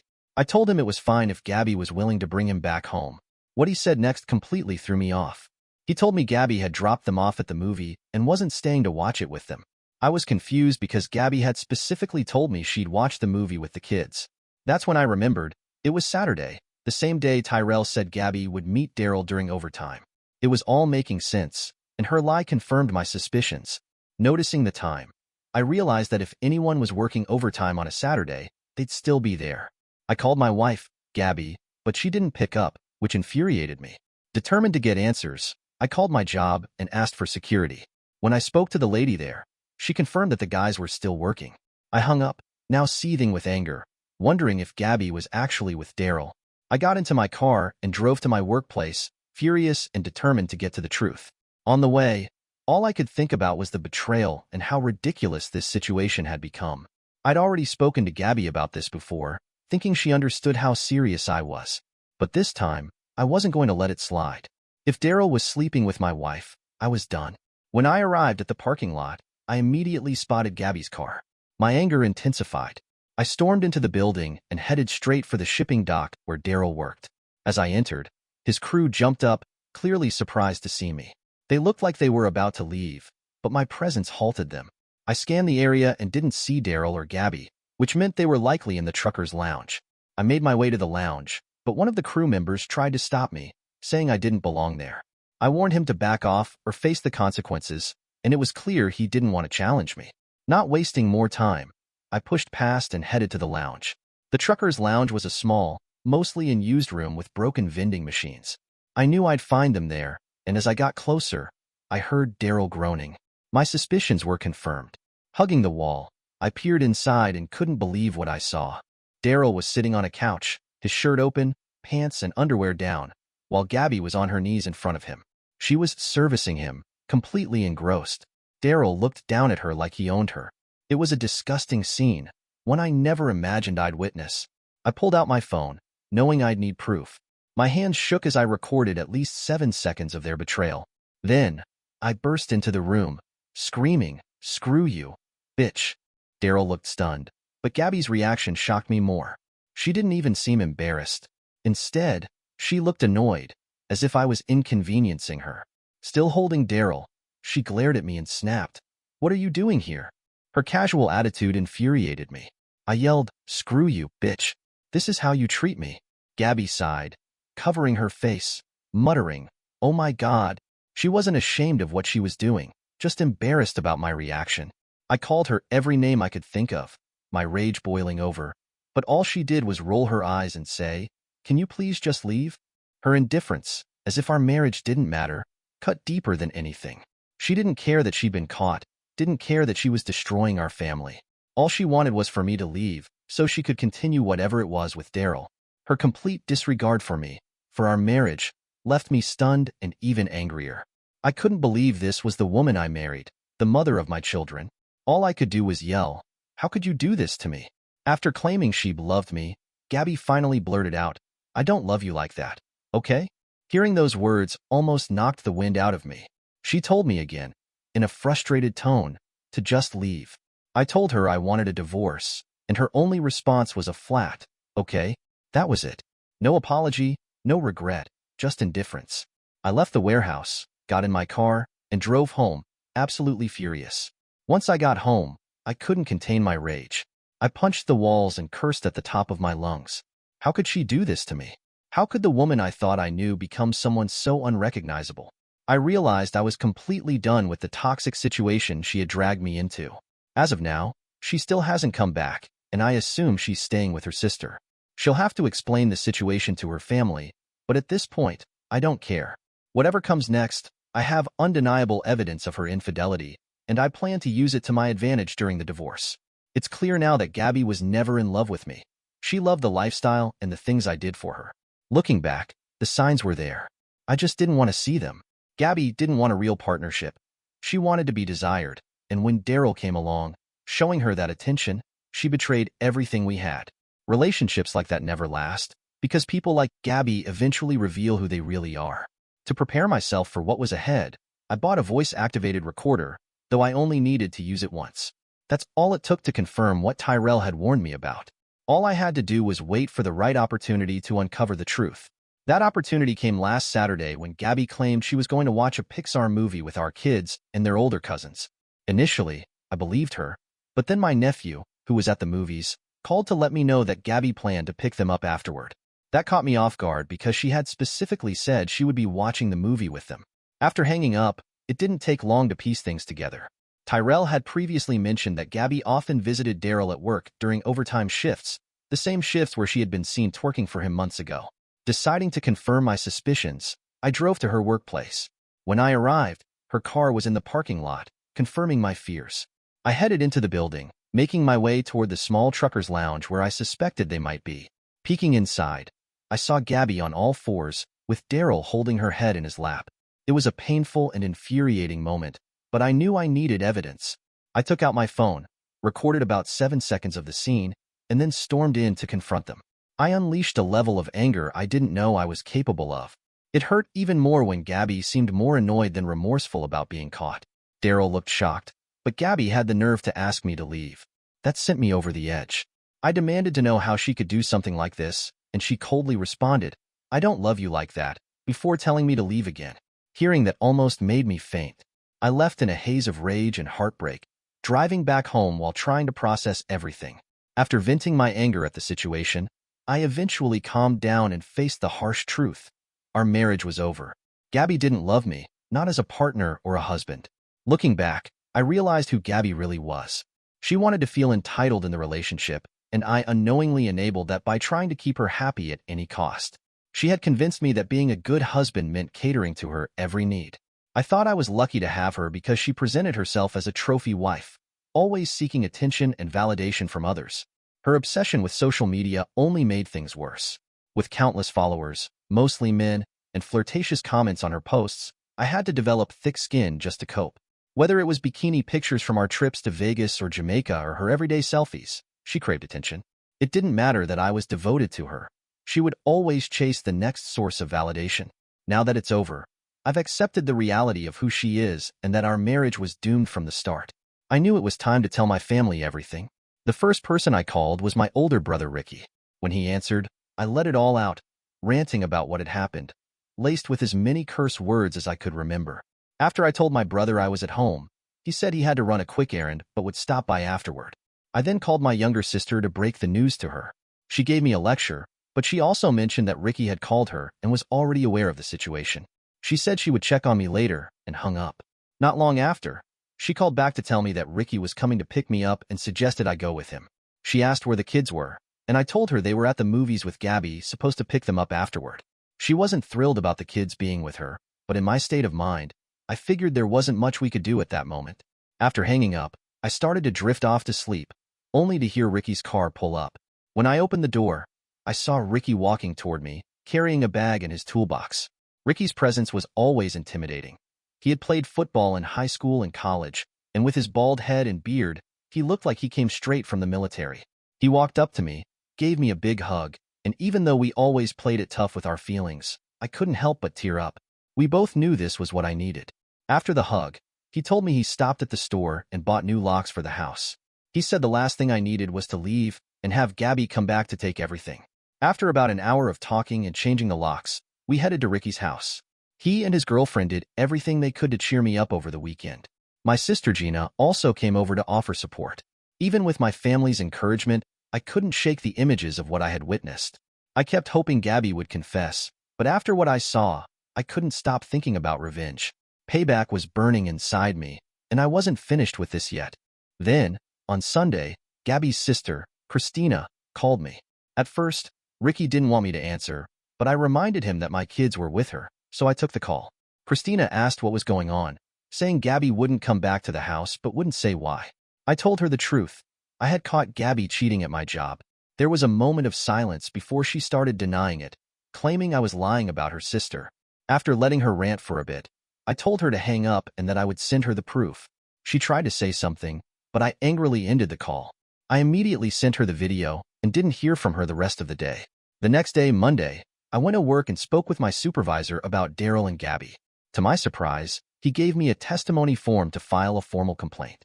While I was filling it out, he expressed his sympathy and asked if I was sure about what was happening. I angrily replied that I was sure and even asked if he wanted to see the video I had. He was taken aback and asked if I truly had evidence. When I confirmed that I did, he took the form back from me, saying it wasn't needed anymore. He then picked up the phone and called someone to report the situation. After hanging up, he told me that he had contacted the manager and asked me to send the video to his email so he could handle it from there. When the boss was scheduled to visit the facility in a couple of days, I told him I wouldn't be coming into work during that time, and he said he was just about to suggest that anyway. Then, Gabby's sister Christina finally called me back, and I was surprised when she said she had spoken with Gabby. Christina wanted me to talk to Gabby that night because the kids wanted to come home. I told her I'd take the kids, but I didn't want to talk to Gabby because there was nothing left to say. Christina said she knew Gabby had messed up, but insisted that I should be the reasonable one and think about the family. I felt like I was being unreasonable, but I stuck to my stance. I told Christina I wasn't going to talk to Gabby because she had cheated with my coworker and embarrassed me at work. I also mentioned that Gabby had brought another man into my house, and I was supposed to just forget everything that happened. Christina argued that it wasn't true, and that Gabby only messed around with him at the job or his place. I scoffed and said, "How do I know that? For all I know, she could have slept with Daryl's crew too when she was there." Christina got mad and denied that, and I demanded to know what really happened. That's when Christina told me everything Gabby had confided in her, and honestly, I regretted asking because I knew Gabby wouldn't lie to Christina, which made it even worse. According to Christina, when Gabby first met Brianna, Daryl was talking to her, and Gabby told him she was there to pick me up. While they waited, Daryl and Brianna started talking, and whenever Gabby came in, they'd hang out while waiting for me to come out. Over time, Gabby and Brianna became friends, and Gabby liked spending time with them during lunch. Christina said that after a while, Daryl began complimenting Gabby, especially about her body, which surprised her, but she liked the attention. One day, she messed up and told Brianna she found Daryl attractive, and Brianna ended up telling him what Gabby had said. From then on, Daryl got too close and started making inappropriate comments. Gabby played it off, but she admitted to Christina that she liked the attention and kept thinking about it. I scoffed again, asking why Gabby didn't just tell me about it so I could put a stop to it. Christina said she didn't want it because she really liked Daryl and how wild he was acting. I asked her when all of this started, and Christina hesitated at first, but when I threatened to hang up, she told me. She said Gabby told her about a birthday party Brianna's sister was having. I knew about Brianna's sister and how she always found excuses to get drunk. Gabby went to the party with Brianna, and according to Christina, Daryl was there too. Gabby was surprised to see him, but they ended up hanging out and having fun. Christina asked Gabby if Daryl was trying to get with her, and Gabby confirmed that he was. She said Daryl started dancing with her, but eventually, things became more aggressive between them. When I asked what she meant by aggressive, Christina said Daryl had asked Gabby to twerk for him. Christina said Gabby turned around and started twerking on Daryl. She mentioned that in the tight leggings Gabby was wearing, it was obvious Daryl was enjoying the way she was grinding on him. After a while, Daryl started kissing her, and they ended up making out. Christina said that after that, they would go out together, and things started to escalate. When I asked what she meant by escalating, the red flags really began to add up. Christina explained that when Gabby went to hang out at Daryl's apartment with Brianna, Daryl couldn't keep his hands off her, and Gabby allowed it. Brianna, seeing what was happening, left them alone in the apartment. Christina said that after they made out, Daryl went down on Gabby. After that, he kept trying to do the same thing, and sometimes Gabby would stop him, but eventually, she didn't. Christina said that at one point, Gabby started returning the favor. I asked Christina if Gabby did that while my kids were around, and she assured me it all happened either at the job or at Daryl's apartment. I couldn't believe what I was hearing, and Christina expressed her disbelief too. She said that Gabby admitted Daryl knew exactly what to do and that she loved how wild he was. Gabby thought going down on her would be the extent of it, but Daryl wanted more. Christina said that one day, Daryl turned her around and pinned her against the couch. She told Gabby she should have run at that point, but Gabby couldn't bring herself to do it. She allowed the situation to go further, and Daryl took her from behind. I was stunned, and I had to ask how Gabby could do this to me. Christina said Gabby found the whole situation exciting, and the fact that it was wrong made it even more thrilling. She also said Gabby liked how rebellious Daryl was, and when he finally got her, he didn't disappoint. Christina mentioned that Daryl was so eager that Gabby thought the neighbors might have heard them. I could relate to that because when my brother and I helped our aunt move out of her apartment, we heard what sounded like explosions and machine gun fire coming from the apartment below us. We later realized someone was watching an action movie, and the walls were so thin it was like we were living in an action film. If Daryl's apartment was anything like that, I could easily imagine the neighbors hearing everything if Daryl was being as aggressive as Christina described. Christina said that from then on, whenever Daryl wanted it, he got it until Tyrell found out. It was supposed to be their secret, but Tyrell turned out to be more of a man than they thought. Christina was about to continue, but I told her that the party and apartment situation was enough. She asked if I was going to be the reasonable one again and talk to Gabby, but I told her no. I said I was going to come over the next day to get the kids, but I had nothing to say to Gabby. Christina insisted that if we both acted stubborn, it wouldn't work, but I told her Gabby made a fool of me, and I would never give her that chance again. I told Christina when I'd be coming to pick up the kids, and she groaned before hanging up in frustration. I felt pretty low after that, and it took me a while to regain my composure. A few hours later, I received a call from a number I didn't recognize, followed by a text. It turned out to be a coworker I knew, and I was surprised to hear from him. I was driving at the time, so I answered via Bluetooth. He asked what was going on, and I told him I was just running errands. He then asked if I had anything to do with Daryl getting fired, which took me completely by surprise. He explained that 2 men and a woman in suits had arrived with her supervisor, and they went straight to the back where the trucker's lounge was. From this, I figured they must have been checking the lounge for video footage. About 20 minutes later, Daryl was called to the office and told to pack up his things. I admitted to my involvement, and he said he would have done the same thing. He asked when I was coming back, and I told him I'd work a half day on Friday. He said okay, and we ended the call. I was relieved and decided to treat myself to a nice dinner that night. The next day was when I had to pick up the kids, and I dreaded it. It had been days since I'd seen Gabby, and my brother Ricky came with me for support. When I got there, the kids were excited to see me and immediately told me their mother had been mean to them and ignoring them, so they were ready to come home. I saw Gabby in the kitchen, talking on her phone and completely ignoring me. I told the kids to go ahead and get in the car, and my oldest daughter asked if she could bring her iPad with her. Gabby snapped and said no, insisting it had to stay with her. I told her it was fine and I'd take responsibility for it, but Gabby refused. She said she bought it, so it stayed with her until they came back. My daughter was getting upset, so I told her to wait in the car. As she walked out, I couldn't believe Gabby was being so petty. That's when a huge argument broke out. I didn't hold back this time. I called her a hoe, and she shot back, calling me a snitch for getting Daryl fired. She said she didn't know Daryl like that, and I told her she could have said no. She responded with a "screw you, go cry to my mama," and said I was lucky she didn't look my way. She told me I should have fought Daryl instead of getting him fired. I said that real women don't get that luxury, and I wasn't going to fight over a thoughtless woman. Then, she called me dusty and lame, saying she didn't love a lame guy. I got so angry I grabbed a glass of orange juice and threw it at her. She barely dodged it, looking at me in shock, and then threw a fork at my head, though she missed. The fight escalated until my brother, Christina, and Christina's friend intervened. Gabby yelled that she didn't need me and kept shouting next. My brother practically had to pick me up and pull me onto the porch to calm me down. After I cooled off, I left because I was exhausted and didn't have the energy to fight anymore. Once I got back in the car, I told my daughter that her mother had taken the iPad, but she didn't care anymore. She just wanted to leave. I couldn't believe everything I had just gone through. Even though I had overreacted, it felt good to finally curse Gabby out. Right now, my kids are with me, and with the new locks on the door, it's going to stay that way. I had to break the news to the kids in a way they could understand that their mother and I won't be living together anymore. They were crushed but understood. As I've said before, the only thing on my mind now is the divorce and getting the lawyers involved. The video could play a big role in helping with the arguments, and I'm hoping it will make a difference. My wife is clearly full of herself, and if she thinks she's going to have some meaningful relationship with Daryl, she's delusional. Daryl, or anyone else for that matter, won't stick around for her. She's approaching 40, with kids, and Daryl isn't interested in being the world's greatest stepdad, despite what she might think. I know Daryl better than she does. He's just using her for a fling. Once he's done, he'll move on to the next one, and that reality will hit her sooner than she thinks. I bet it won't even take a year. At least now I have some peace of mind, but I still have to worry about my kids and my real family. Maybe even Christina, if she ever sees through Gabby's nonsense.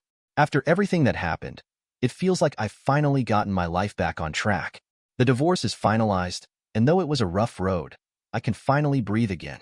My kids are with me now, and we've created a new rhythm to our lives, one that's filled with laughter, love, and peace.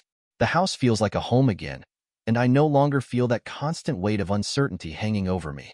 It was hard breaking the news to my kids, but they understood. They were crushed at first, but I could see in their eyes that they trusted me, and that meant everything. They needed stability, and I promised to be the father they deserved. That became my focus, just being there for them, showing them that no matter what happened with Gabby or anyone else, I'd always be their rock. It took time, but I've started to find myself again. The pain of betrayal has lessened, and in its place, a stronger version of me has emerged. I've surrounded myself with real people. Ricky, my brother, who's been by my side through it all, and even Christina, who had the courage to distance herself from Gabby. She's apologized, and though I didn't expect that, it showed me that not everyone I cared about was lost in the mess. I can't lie, there were days when I wondered if I'd ever find peace. But now, as I watch my kids play in the yard, hear them laughing over dinner, or see them excited about the smallest things, I know I made the right choice. Life might not have gone the way I planned, but it's turned into something better. I've also realized that I'm ready to let love in again. But this time, it's different. I'm not rushing anything, and I'm not settling for less than I deserve. I met someone recently. She's kind, patient, and just gets me. We enjoy simple moments together, whether it's a quiet evening at home or a walk through the park. It feels right, and I'm not in a rush. She doesn't bring drama into my life. She just brings peace, and I can feel my heart slowly opening up to that. I know I've been through a lot, and I'm not naive enough to think it's all smooth sailing from here. But what I've learned is that I'm stronger than I ever gave myself credit for. The past doesn't define me, it's just a part of my story. And right now, I'm writing the next chapter, one filled with love, laughter, and the promise of better days ahead. I've found peace, not only in my home but in myself. And with my kids by my side, I know that the best is yet to come. Dear listeners, please share your thoughts in the comments section below, and don't forget to like, share, and subscribe. What's going on, everyone? Welcome to Cheating Tales Lab. Thanks so much for being here today. We've got a thrilling story lined up, and we hope you love it. Let's jump in. The bell rang, signaling the end of another school day. I gathered my papers, nodding goodbye to the last few students shuffling out of my classroom. 20 years of teaching high school English, and the routine never changed. But lately, that routine had become a lifeline, the only constant in a world that felt increasingly off-kilter. I drove home, the same route I'd taken for years. The modest two-story house came into view, a home that once held dreams and warmth. Now it felt like a facade, much like my marriage to Sylvia. Sylvia. Even her name left a bitter taste in my mouth. We drifted apart, two strangers sharing a space. Her dreams had outgrown our simple life, while I remained content with what we'd built together. Or so I thought. I entered the quiet house, noticing Sylvia's purse on the counter. She must be upstairs. I loosened my tie, heading to the kitchen for a much-needed drink. That's when I saw a crumpled receipt peeking out of her purse. Normally, I wouldn't pry, but something instinct maybe made me reach for it. As I smoothed out the paper, my heart sank. The Regal Hotel, a luxury suite, booked by Alejandro Meyer. Alejandro, the name echoed in my mind, the charming architect who'd been hanging around Sylvia lately. I'd seen the way she looked at him, but I'd dismissed it as harmless admiration. Clearly, I'd been a fool. I clutched the receipt, my knuckles white. The front door opened, and Sylvia's voice rang out. "Gordon, you're home early." I turned, facing her as she entered the kitchen. She looked radiant, her dark hair falling in waves around her shoulders. But now, all I saw was deception. "What's this?" I held up the receipt, my voice steadier than I felt. Sylvia's eyes widened for a moment before narrowing. "You went through my things? Answer the question, Sylvia." She laughed, a sound that cut through me like glass. "Oh, darling, are you jealous?" I stared at her, disbelief washing over me. This wasn't the woman I'd married. This creature before me was a stranger, cold and cruel. Jealous, I repeated, my tone flat. Sylvia sauntered closer, a predatory gleam in her eyes. You should be. Alejandro knows how to treat a woman. He doesn't bore her with talk of lesson plans and parent-teacher conferences. So you're admitting it? You're having an affair? She shrugged, reaching for the receipt. I pulled it away, and her eyes flashed with anger.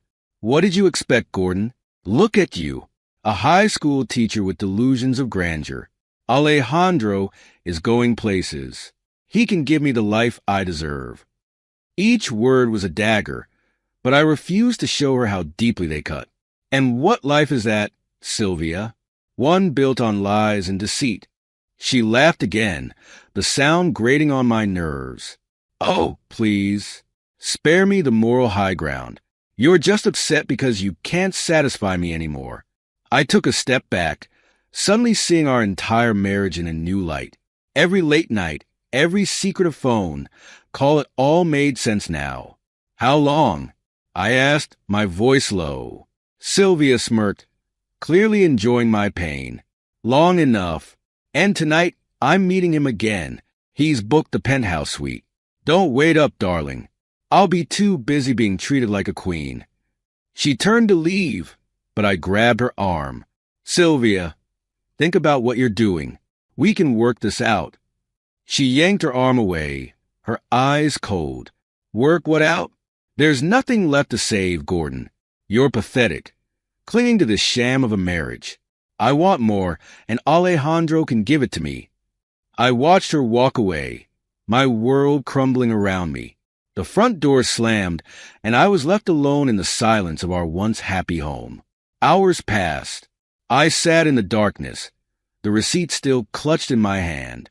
As the night wore on, my shock turned to anger, then to a cold, calculating rage. Sylvia had made her choice. Now it was time to make mine.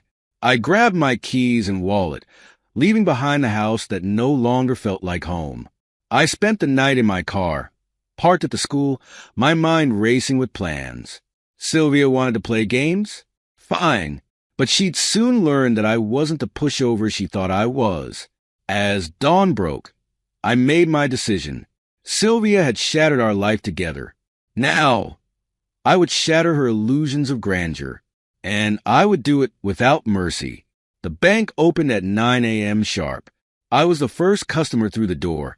My resolve was already strong by a sleepless night of planning. Good morning, Mr. Mayo. The teller greeted me with a smile. How can I help you today?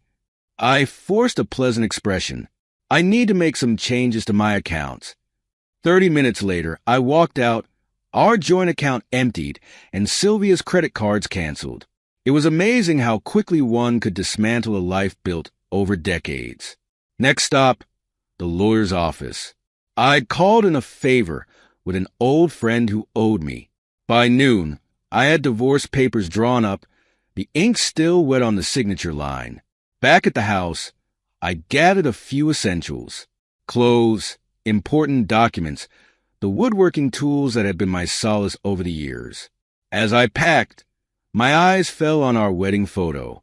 Sylvia's smile, once so captivating, now seemed like a mask hiding the deceit that had always lurked beneath. I placed the divorce papers on the kitchen table, along with a note.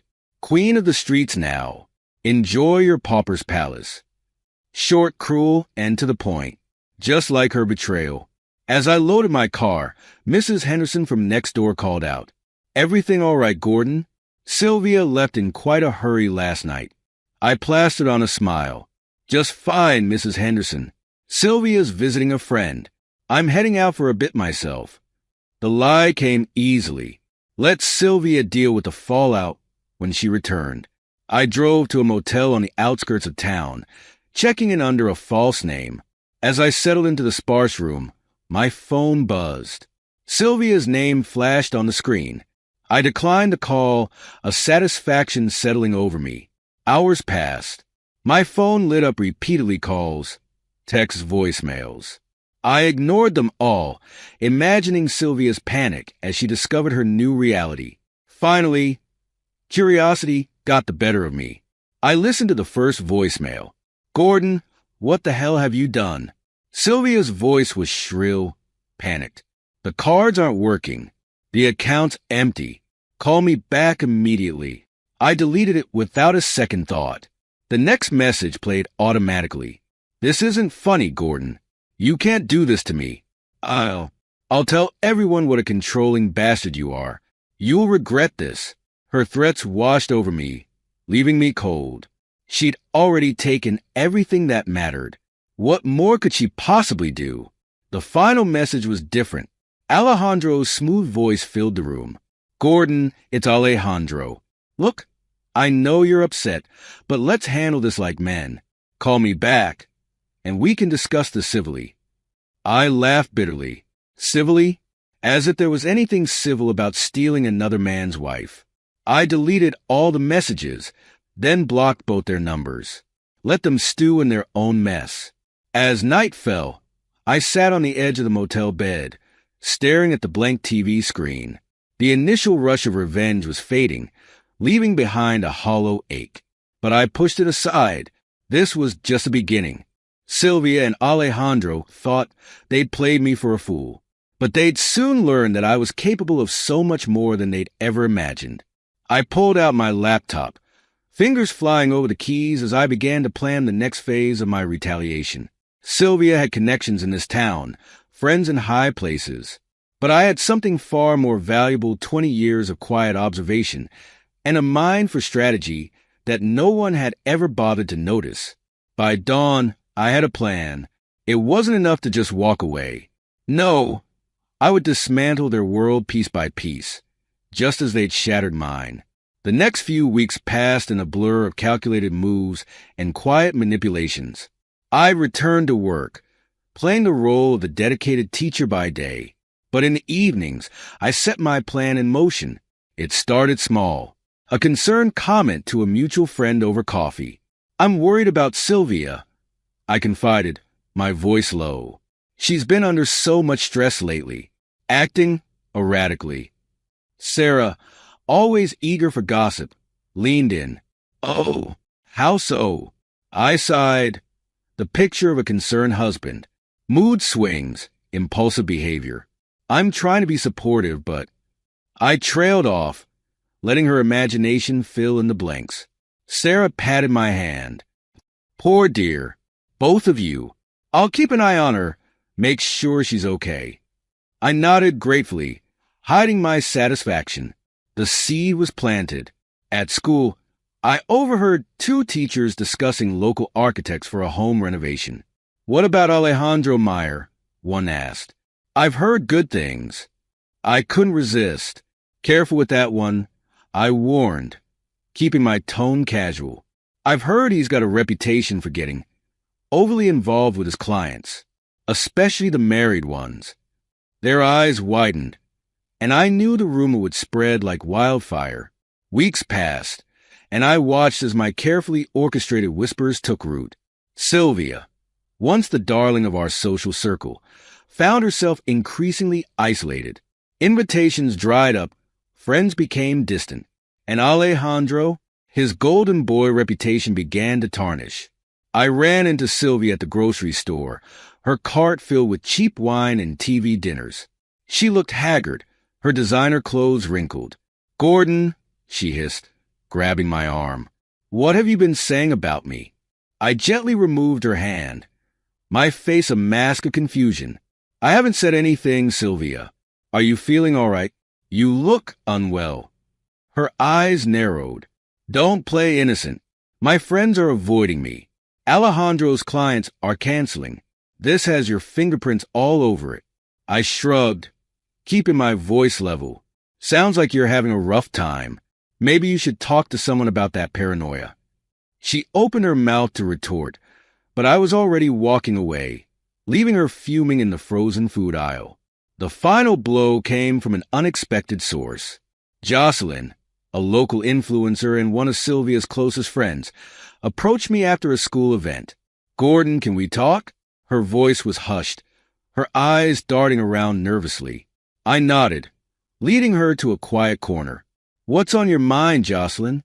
She bit her lip. "It's about Sylvia. I'm worried about her. She's been saying some concerning things. About you." I raised an eyebrow, the picture of innocence.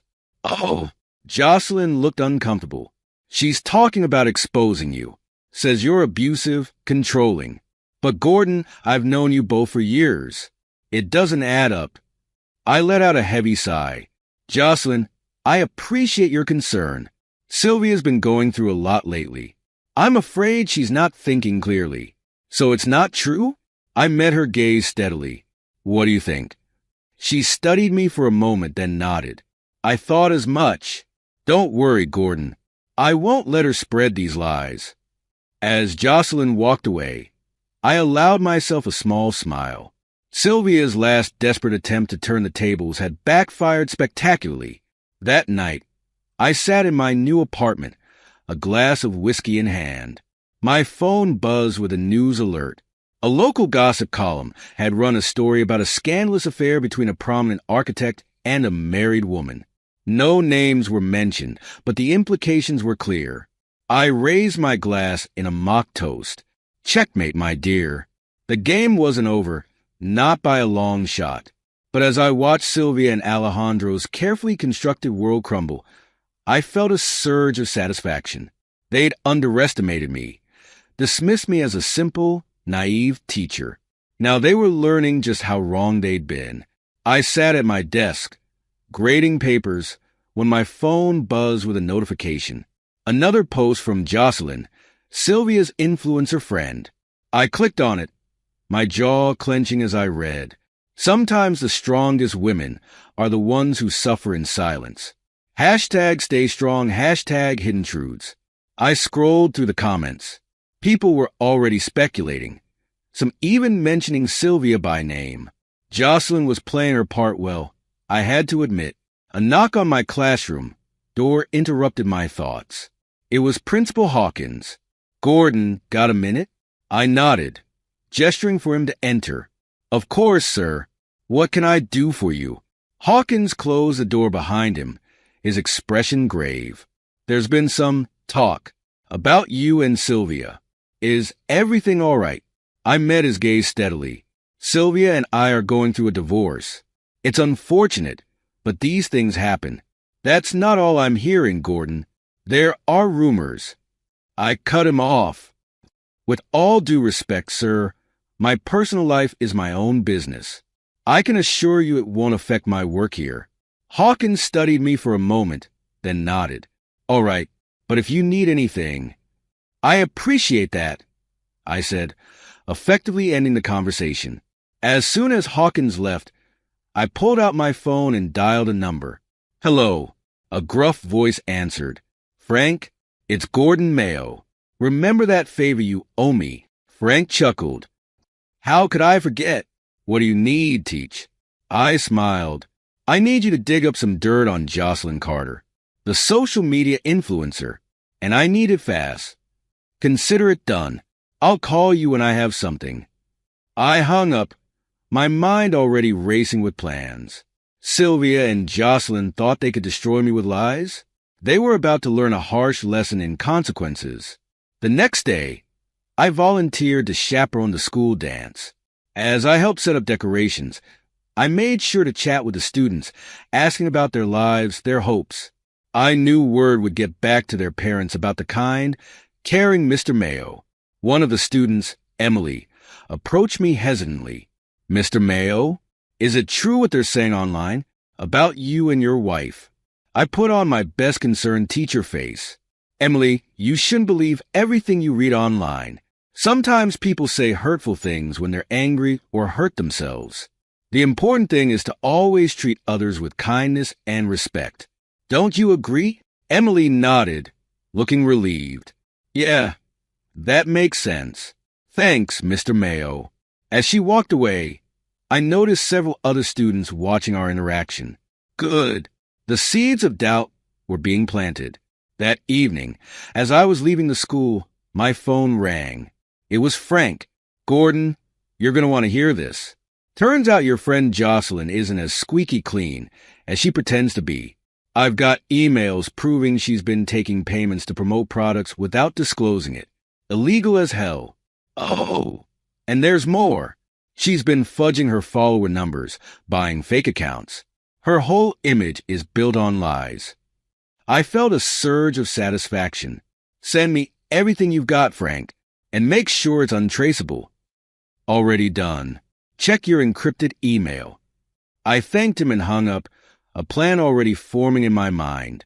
Jocelyn's campaign against me was gaining traction, but not for long. I had the ammunition I needed to bring her down, and with her, Sylvia's entire narrative. As I drove home, I couldn't help but smile.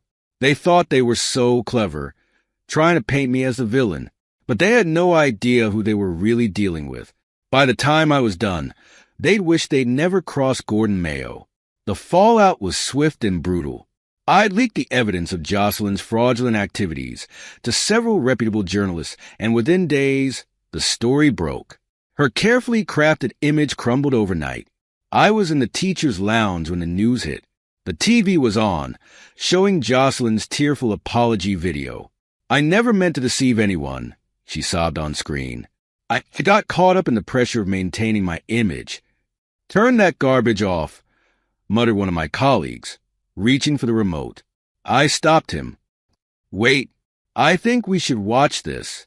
It's important to stay informed about the influence social media has on our students. As we watched, I noticed the sideways glances from my coworkers. They were connecting the dots, realizing that Jocelyn was the same person who'd been spreading rumors about me. After the broadcast, Sarah, the English teacher, approached me. Gordon, I owe you an apology. I may have believed some of the things I heard about you. I should have known better. I waved off her apology. No need, Sarah. We all make mistakes. The important thing is to learn from them. She nodded, looking relieved. You're a good man, Gordon. Don't let anyone tell you otherwise. As Sarah walked away, I allowed myself a small smile. The tide was turning. Later that day, as I was leaving school, I spotted a familiar figure storming towards me. Sylvia, her face contorted with rage. You bastard, she screamed, drawing the attention of nearby students and parents. What did you do? How did you get that information about Jocelyn? I remained calm, aware of our audience. Sylvia, I think you need to calm down. This is neither the time nor the place for this discussion. Don't tell me to calm down, she shrieked. You ruined everything. You're supposed to be destroyed, humiliated. How are you still standing? I noticed phones being pulled out, people recording the scene. Perfect. Sylvia, I said, loud enough for others to hear. I'm sorry you're going through a difficult time, but making a scene like this isn't going to help anyone. Why don't we talk about this privately, like adults? Her eyes widened with fury. You condescending prick. You think you're so much better than me? I'll show you. She lunged at me, her nails raking across my face. I stumbled back, shocked by the sudden attack. Mrs. Mayo. Principal Hawkins' voice boomed across the parking lot. That's enough.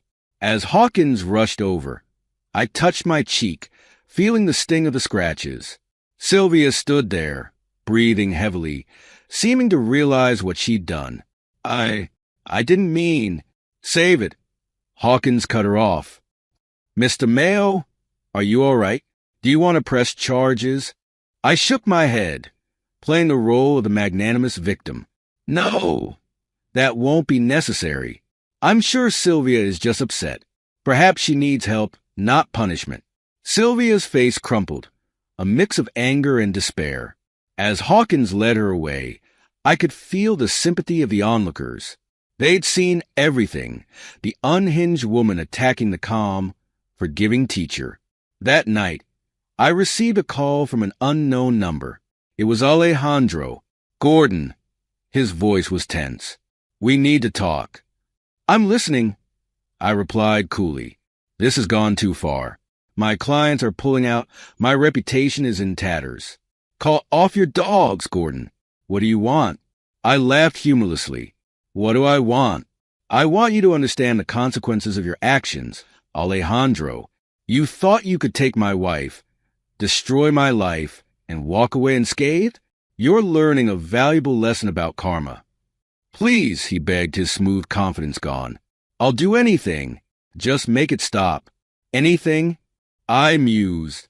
All right, here's what you're going to do. You're going to publicly admit to your affair with Sylvia. You're going to tell everyone how you manipulated her, used her, and then you're going to leave town. For good. There was a long pause. And if I do this, you'll stop? You have my word. I said, knowing full well that my campaign against him was already self-sustaining. The community would do the rest. Fine, he agreed, defeat in his voice. I'll do it. As I hung up, I felt a sense of satisfaction wash over me.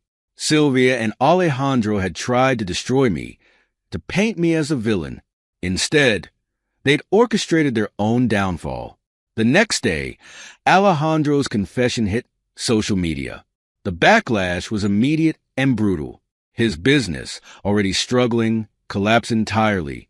Sylvia, now exposed as the willing participant in an affair, found herself shunned by the very community she tried to turn against me. I watched it all unfold from a distance, playing the role of the dignified, wronged husband. The sympathy and support I received were overwhelming. People who'd once looked at me with suspicion now treated me with respect and admiration. As I stood in front of my class, teaching about the complexities of human nature and literature, I couldn't help but appreciate the irony. Sylvia and Alejandro had underestimated me, seen only the mild-mannered teacher. They never realized that I could play the game better than they ever could. I thought I'd seen the last of Alejandro, but like a bad penny, he turned up again. This time, he came at me through the school, aiming to destroy the career I'd built over 2 decades. The first hint of trouble came when Principal Hawkins called me into his office one morning. His face was grim as I took a seat across from him. "Gordon, we need to talk," he said, his voice heavy. "There have been some allegations made against you." I leaned forward, my expression neutral. "What kind of allegations?" Hawkins sighed, sliding a folder across the desk. "Misconduct, Gordon. Serious stuff. A colleague and several students have come forward with complaints." I opened the folder, scanning the contents. My blood boiled as I read the fabricated stories, the exaggerated accounts of minor classroom incidents twisted into something sinister. "This is nonsense," I said, closing the folder. "Who's behind this?" "The board is taking it seriously, Gordon. I'm sorry, but effective immediately. You're suspended pending an investigation." I stood up, my mind racing. This is Alejandro's doing, isn't it? He's manipulating people, trying to ruin me. Hawkins shook his head. "I can't discuss the details. Please, Gordon, just go home. We'll be in touch." As I left the office, I saw Jared Livingston, a younger teacher I'd never been particularly close to. He avoided my gaze, hurrying past me. That's when I knew he was involved. I spent the next few days at home, fielding calls from concerned colleagues and friends. The news had spread quickly, and I could feel the tide of public opinion shifting against me once again. Then, unexpectedly, I received a visit from Marshall John, a veteran teacher and one of the few people I considered a true friend. "Gordon," he said as I opened the door, "we need to talk." I ushered him in, and we sat in my living room. Marshall looked troubled, his usual jovial demeanor replaced by something more serious. "I know you didn't do what they're saying," he began, "and I think I have proof." My eyebrows shot up. "What kind of proof?" Marshall pulled out his phone. "I overheard Jared talking to someone the other day. He sounded scared, like he was being forced into something. I recorded it. Listen." He played the recording. Jared's voice came through clearly. "I can't do this anymore. It's not right. Gordon's never done anything wrong. No, you don't understand. He's threatening me, saying he'll expose. Look, I don't care about the money anymore. This has gone too far." I leaned back, a smile on my face. "Alejandro, It has to be him. Marshall nodded. That's what I figured. What are you going to do? I stood up, my resolve getting stronger. I'm going to end this once and for all. Can you get me a meeting with the school board? Marshall grinned. Consider it done. The next day, I stood before the school board, Marshall by my side. I played the recording, watching as their expressions changed from skepticism to shock. Mr. Mayo, the board president said after a long silence, we owe you an apology. It's clear you've been the victim of a malicious campaign. I nodded, my voice steady. I appreciate that, but I think we need to address the root of the problem. Alejandro Meyer has been orchestrating this smear campaign. He manipulated Jared and those students. I believe he should be held accountable. The board members exchanged glances. We'll look into it, Mr. Mayo. For now, consider your suspension lifted. We'll issue a public apology and clear your name. As we left the meeting, Marshall clapped me on the back. You did it, Gordon. Alejandro's finished. I smiled, but it didn't reach my eyes. Not quite yet, but he will be. True to their word, the school board issued a public apology. The community rallied around me, outraged at how I'd been treated. Alejandro, his last desperate attempt to destroy me having backfired spectacularly, went to ground. But I wasn't done, not by a long shot. Alejandro had tried to take everything from me. Now, I would return the favor. Despite my victory at the school, I still had one last battle to face. The divorce court. Sylvia, emboldened by the state's no-fault divorce laws, swaggered into the courtroom like she owned it. As the judge read out the settlement, I kept my face impassive. Sylvia, on the other hand, couldn't hide her glee. Mr. Mayo, as per the state laws, your wife is entitled to half of your joint assets, the judge declared. This includes your savings, pension, and property. Sylvia leaned over, her voice a venomous whisper. Hear that, Gordon? I win after all. I said nothing, merely nodding at the judge's words. Inside, however, my mind was already several steps ahead. As we left the courthouse, Sylvia couldn't resist one last dig. She strutted down the steps, her newly acquired wealth practically radiating from her. Oh, Gordon, she called back, her voice dripping with false sweetness. Don't look so glum. At least you still have your precious teaching job, though I can't imagine the pay will cover much more than a shabby little apartment now. I watched her go, my expression unchanging. Alejandro stood at the bottom of the steps, looking uncomfortable. He'd kept his distance throughout the proceedings, no doubt aware of how precarious his own position was. Sylvia reached him, linking her arm through his. Come on, darling. Let's go celebrate my newfound fortune. Alejandro hesitated, glancing up at me. I met his gaze coolly, and he quickly looked away. Actually, Sylvia, I have a meeting. Maybe another time. Sylvia's face fell, but she quickly recovered. Fine. More for me then. As they walked away, I pulled out my phone and dialed a number. Martin, it's Gordon. Remember that favor you owe me? I'm calling it in. Martin Maynard, a smooth-talking con man I'd once helped out of a tight spot, chuckled on the other end of the line. Well, the straight-laced teacher finally needs my particular set of skills. What's the game, Gordon? I outlined my plan, watching as Sylvia climbed into a taxi, no doubt headed for the nearest luxury boutique. Can you do it? I asked. For you, Gordon, consider it done. This Sylvia won't know what hit her. Over the next few weeks, I watched from afar as Martin worked his magic. He approached Sylvia at her favorite upscale bar, playing the part of a successful entrepreneur to perfection. I sat at the other end of the bar, nursing a drink, as Martin regaled Sylvia with tales of exclusive investment opportunities and promises of easy wealth. You see, my dear, Martin was saying, his charm turned up to 11. These opportunities are usually reserved for the upper echelon of society. But I see something special in you, a woman of your sophistication, deserves to be among the elite. Sylvia preened under his attention. Well, I always knew I was destined for greater things. My ex-husband could never understand that. Martin leaned in conspiratorially. Yes. Small-minded men often fail to recognize true potential. But you, Sylvia, you have a gift.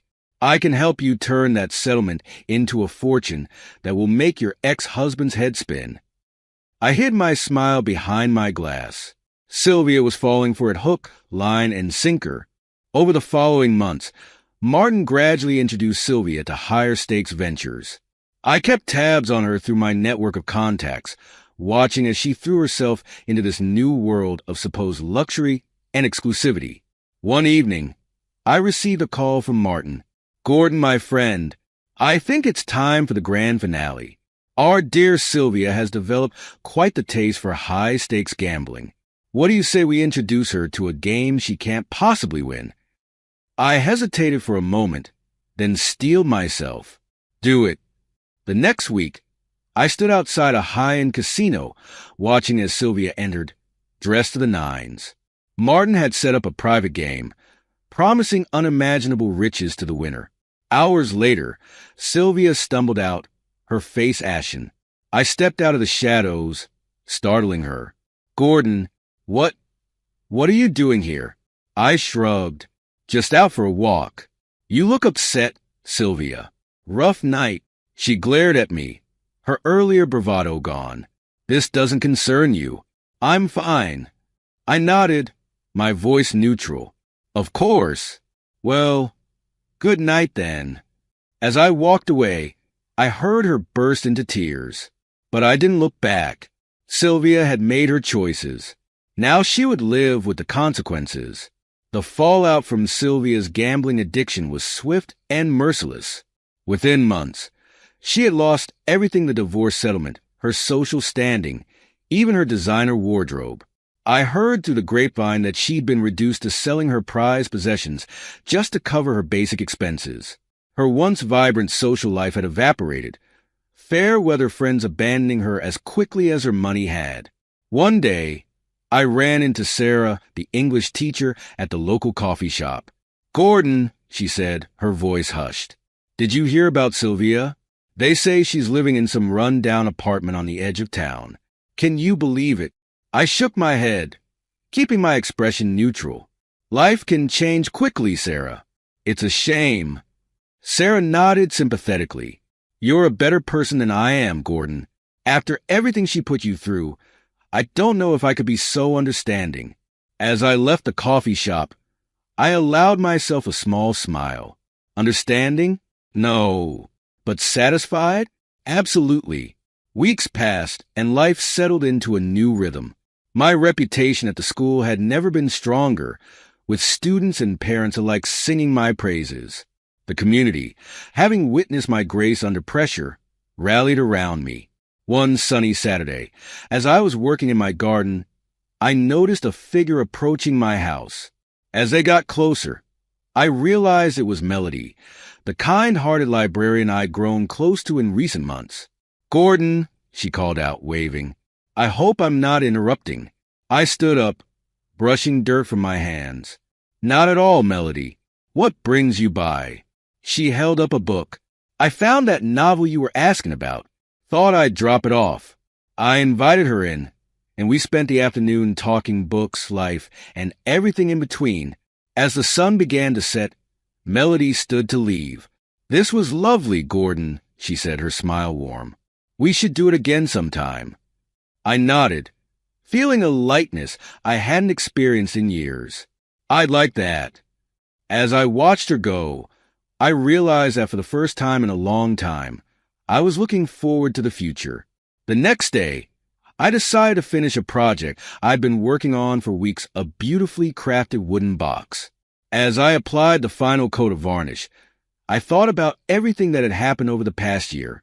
Sylvia's betrayal, Alejandro's schemes, the battles I'd fought and won. It had been a long, hard road, but I'd come out the other side stronger. Once the varnish had dried, I went to my desk and pulled out an envelope. Inside was a letter Sylvia had sent months ago, full of apologies and pleas for forgiveness. I never opened it. I placed the letter in the box, closed the lid, and locked it. Then I went out to the backyard, dug a small hole, and buried the box. As I patted down the earth, I felt a sense of finality wash over me. The past was where it belonged, buried and forgotten. I stood up, brushing dirt from my knees, and looked out over my garden. The sun was setting, painting the sky in brilliant hues of orange and pink. In that moment, I felt truly free. Sylvia, Alejandro, the pain and betrayal they caused, all of it was behind me now. I had weathered the storm and come out stronger on the other side. As I walked back into my house, I caught sight of my reflection in the window. The man looking back at me wasn't the same one who had discovered that damning receipt all those months ago. This man was stronger, wiser, and unafraid of whatever challenges life might throw his way. I smiled at my reflection, then turned away. The future was waiting, and for the first time in a long time, I was excited to see what it held. This is where our story comes to an end. Share your thoughts in the comment section. Thanks for your time. If you enjoy this story, please subscribe to this channel. Click on the video you see on the screen, and I will see you there. Subscribe to the Cheating Tales Lab for more original and exclusive stories. We hope you enjoy this one. Let's begin. I trudged up the driveway, my wheeled suitcase bumping along behind me. The porch light flickered on as I approached.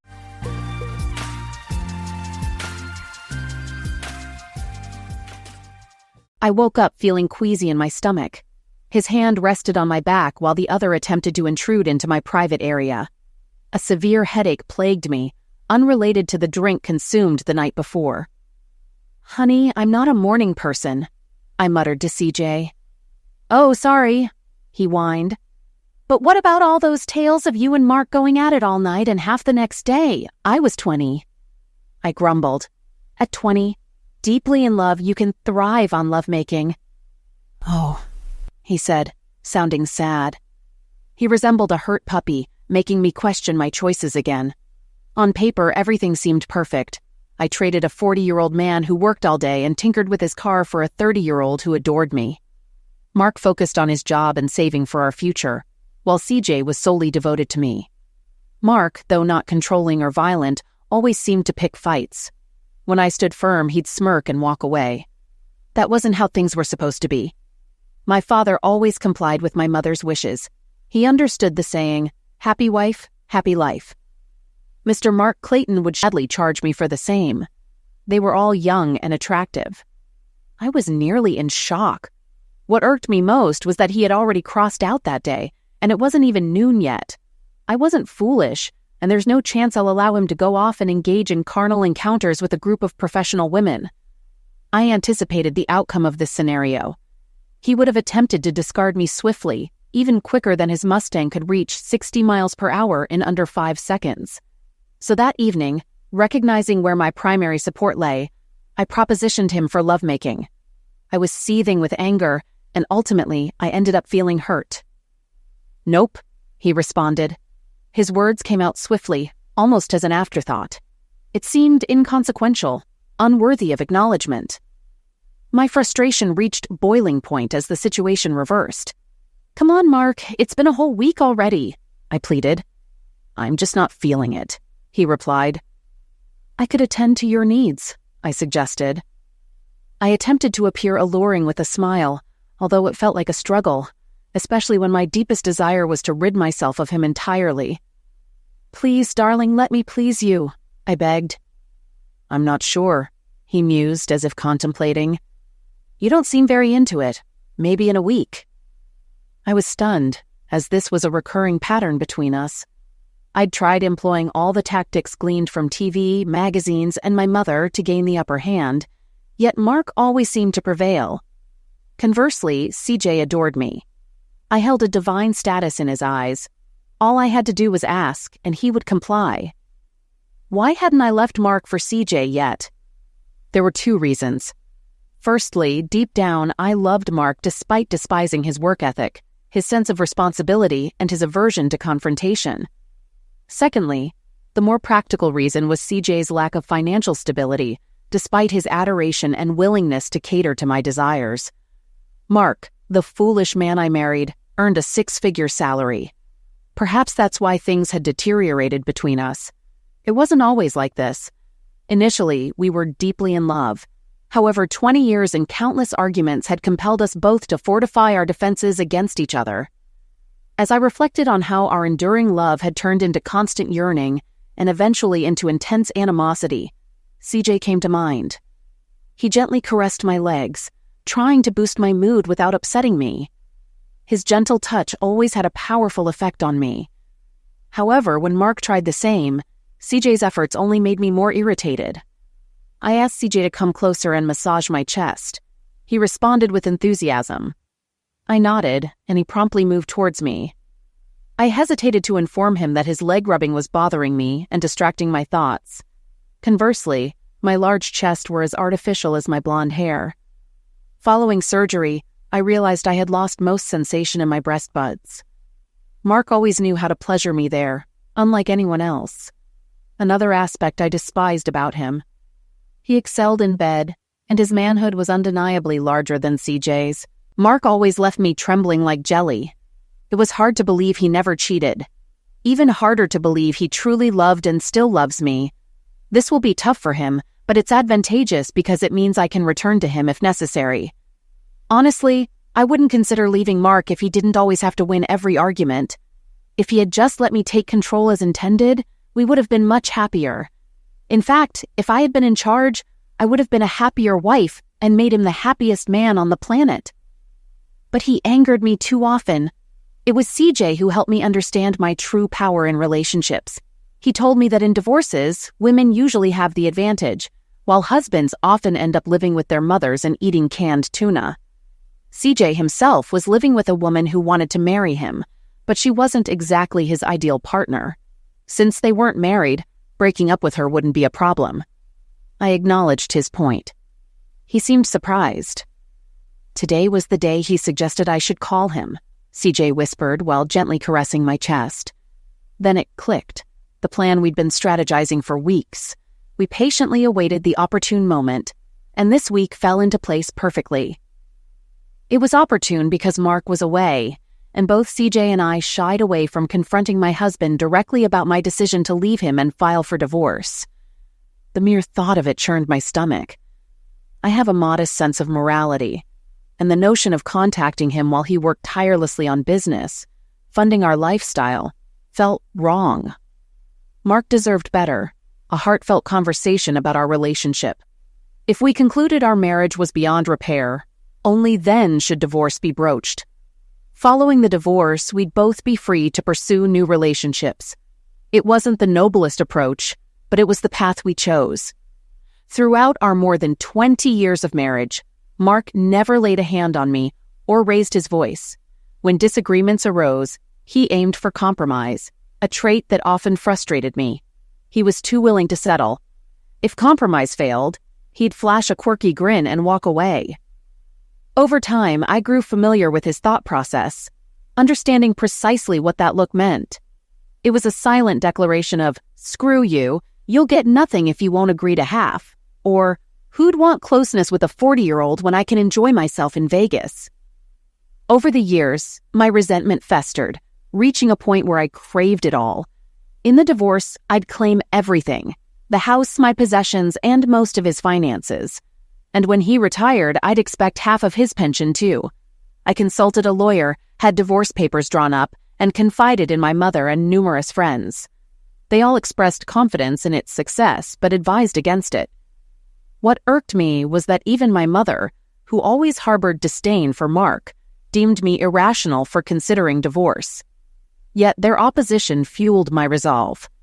My lawyer, driven solely by profit, suggested citing mental injury and neglect as grounds for divorce. It was a deceitful ploy, but it promised the freedom and control over my life that I craved. Deep down, I resented his obliviousness. But life is harsh, and he's capable of resilience.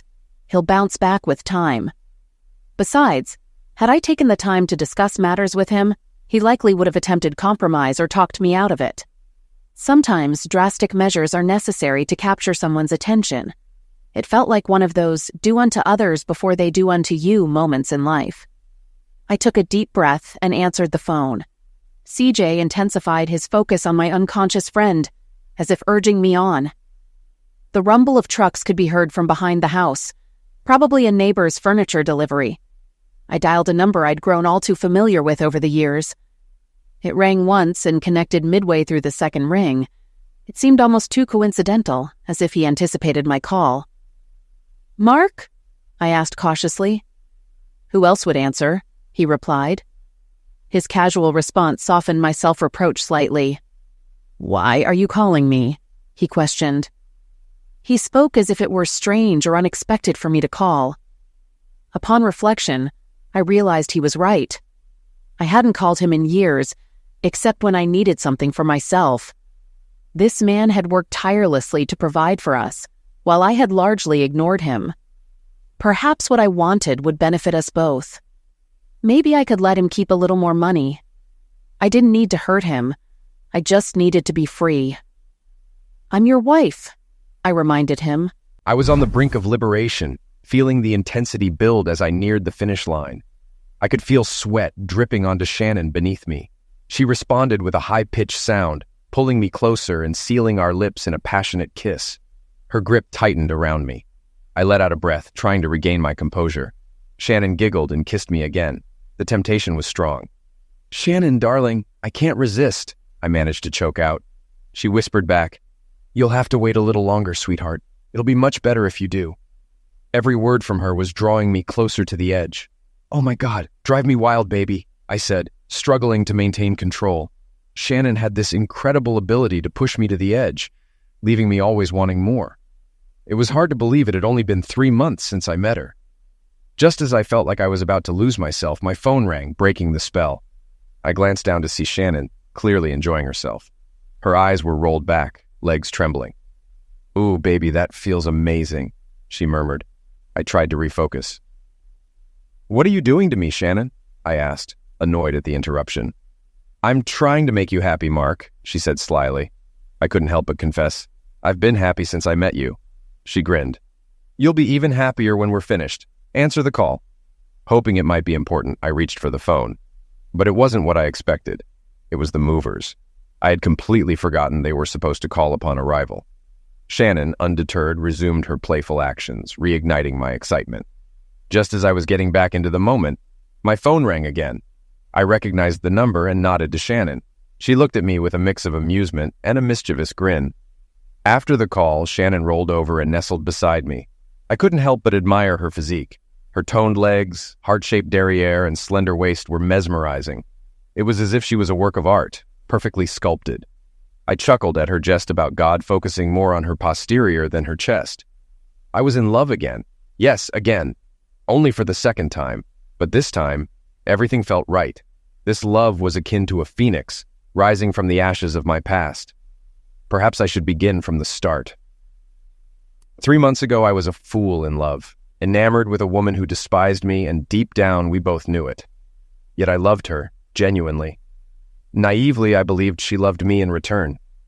Admittedly, my marriage had its troubles. We argued incessantly, but I thought it was a phase all couples endured.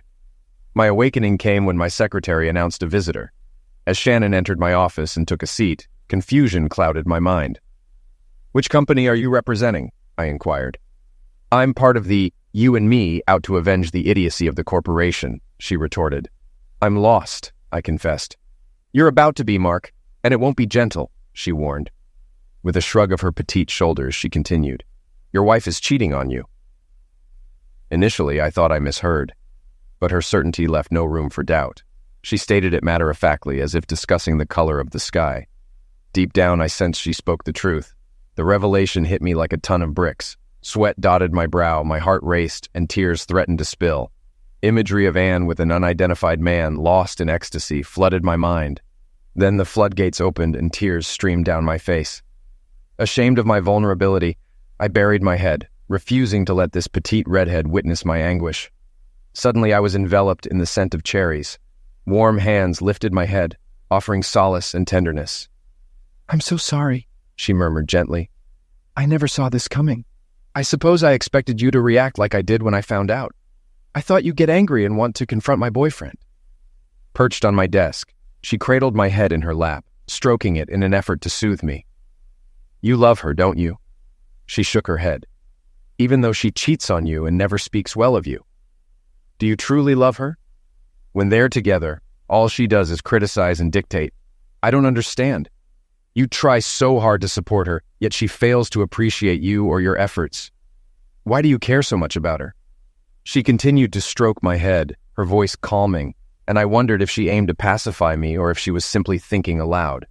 Is it because of her blonde hair and ample chest? She questioned. CJ has a thing for blondes with big chests too. I expected more from you. Suddenly I met her gaze. I don't know why I'm so furious with her. I loved her before she dyed her hair, I retorted. And I'm the one who paid for those chests. Her response was a burst of laughter so melodious it caught me off guard. What's amusing? I inquired. I'm just speaking the truth. I know, dear, she replied. But my dense ex has no clue that his dream woman is mostly artificial.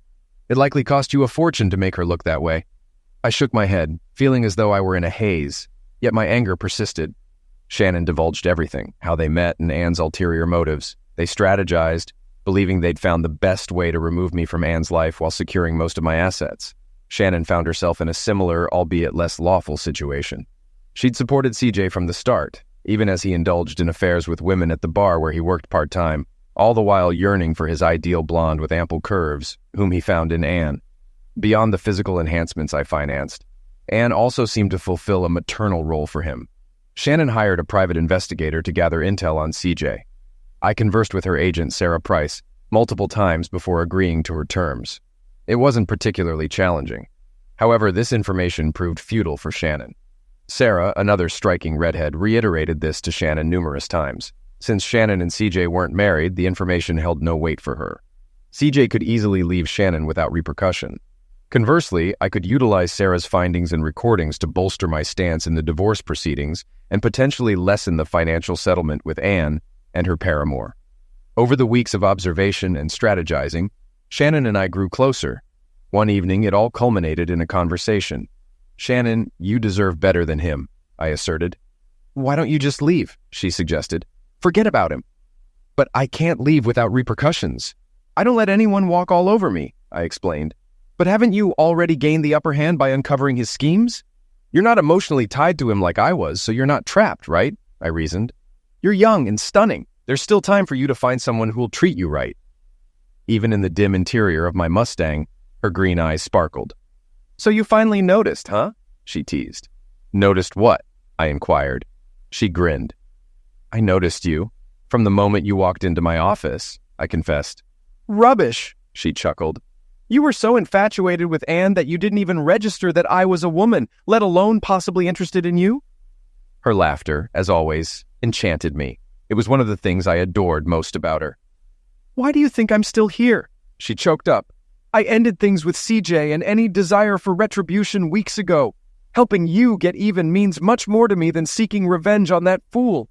I just can't stand the idea of you being financially burdened by those two con artists for the rest of their lives. There has to be a way for us to break free from this, darling.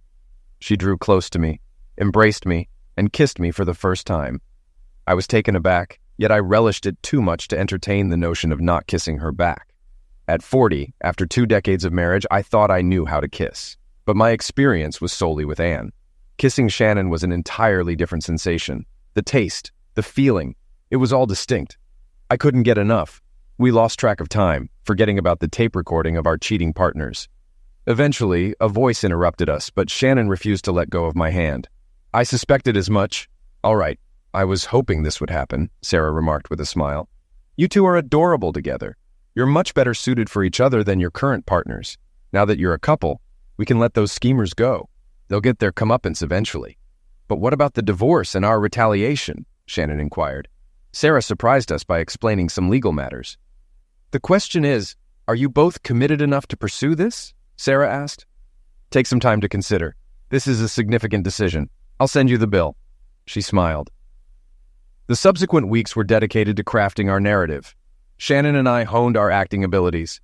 We both informed our partners about our supposed hectic work schedules, and it's astonishing that they bought into it. Neither of them had any inkling that Shannon and I were acquainted. let alone involved romantically. This afforded us the chance to spend more time together, nurturing our mutual attraction until it blossomed into full-fledged love. One day, I phoned Shannon at her workplace and declared that I was ready. "I feel like I need to be with you more," I confessed. "We're practically inseparable every night." "You silly," she giggled through the receiver. "That's not enough," I insisted.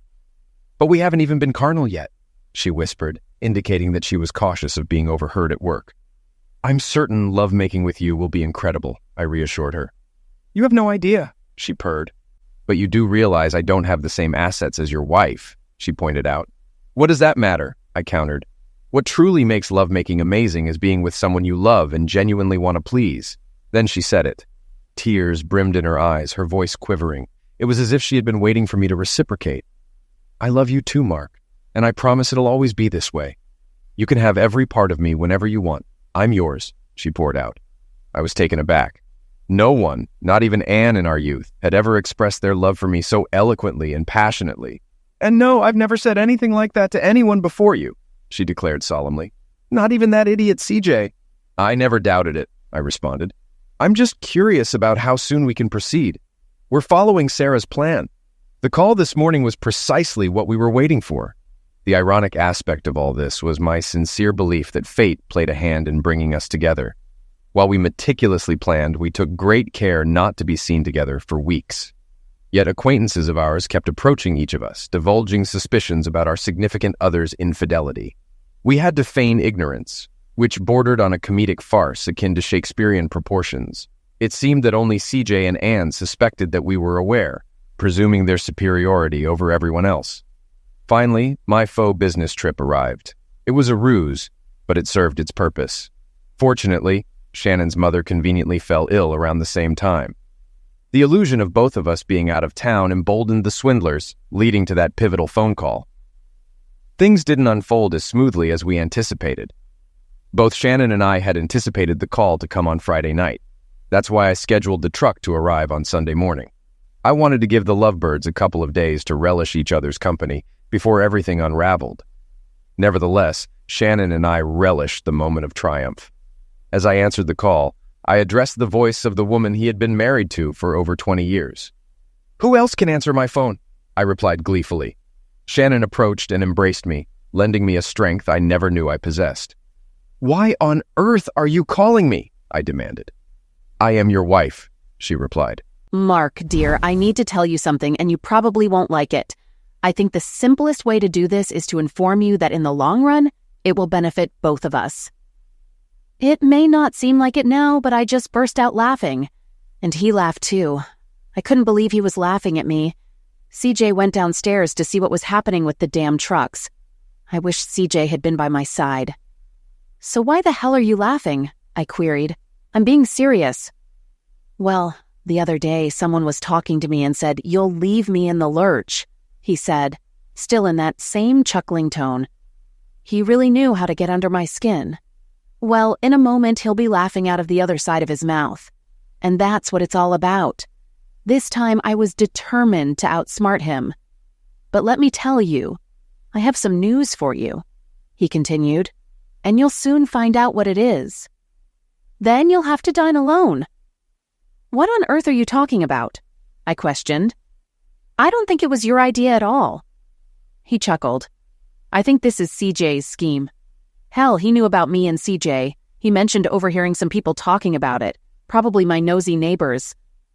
I had to try to salvage the situation. No, to hell with it all. I had to follow through with it. "Mark, I'm leaving you," I declared. "I want a divorce." I put as much conviction into my voice as I could muster. But all he did was laugh even harder.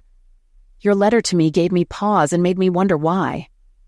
"But I think you felt compelled to set things right," he chuckled. His words sent a shiver down my spine. Was this idiot psychic? Nobody knew about that blasted letter. Even CJ had no clue that I had penned a letter to Mark. The letter was supposed to accompany the divorce papers, detailing my sentiments about our marriage and where we went wrong. It also outlined precisely what Mark needed to do to win me back from CJ. "Mark, we need to discuss this," I muttered. "I think we should do it when you get home." "Just remember this, my girl.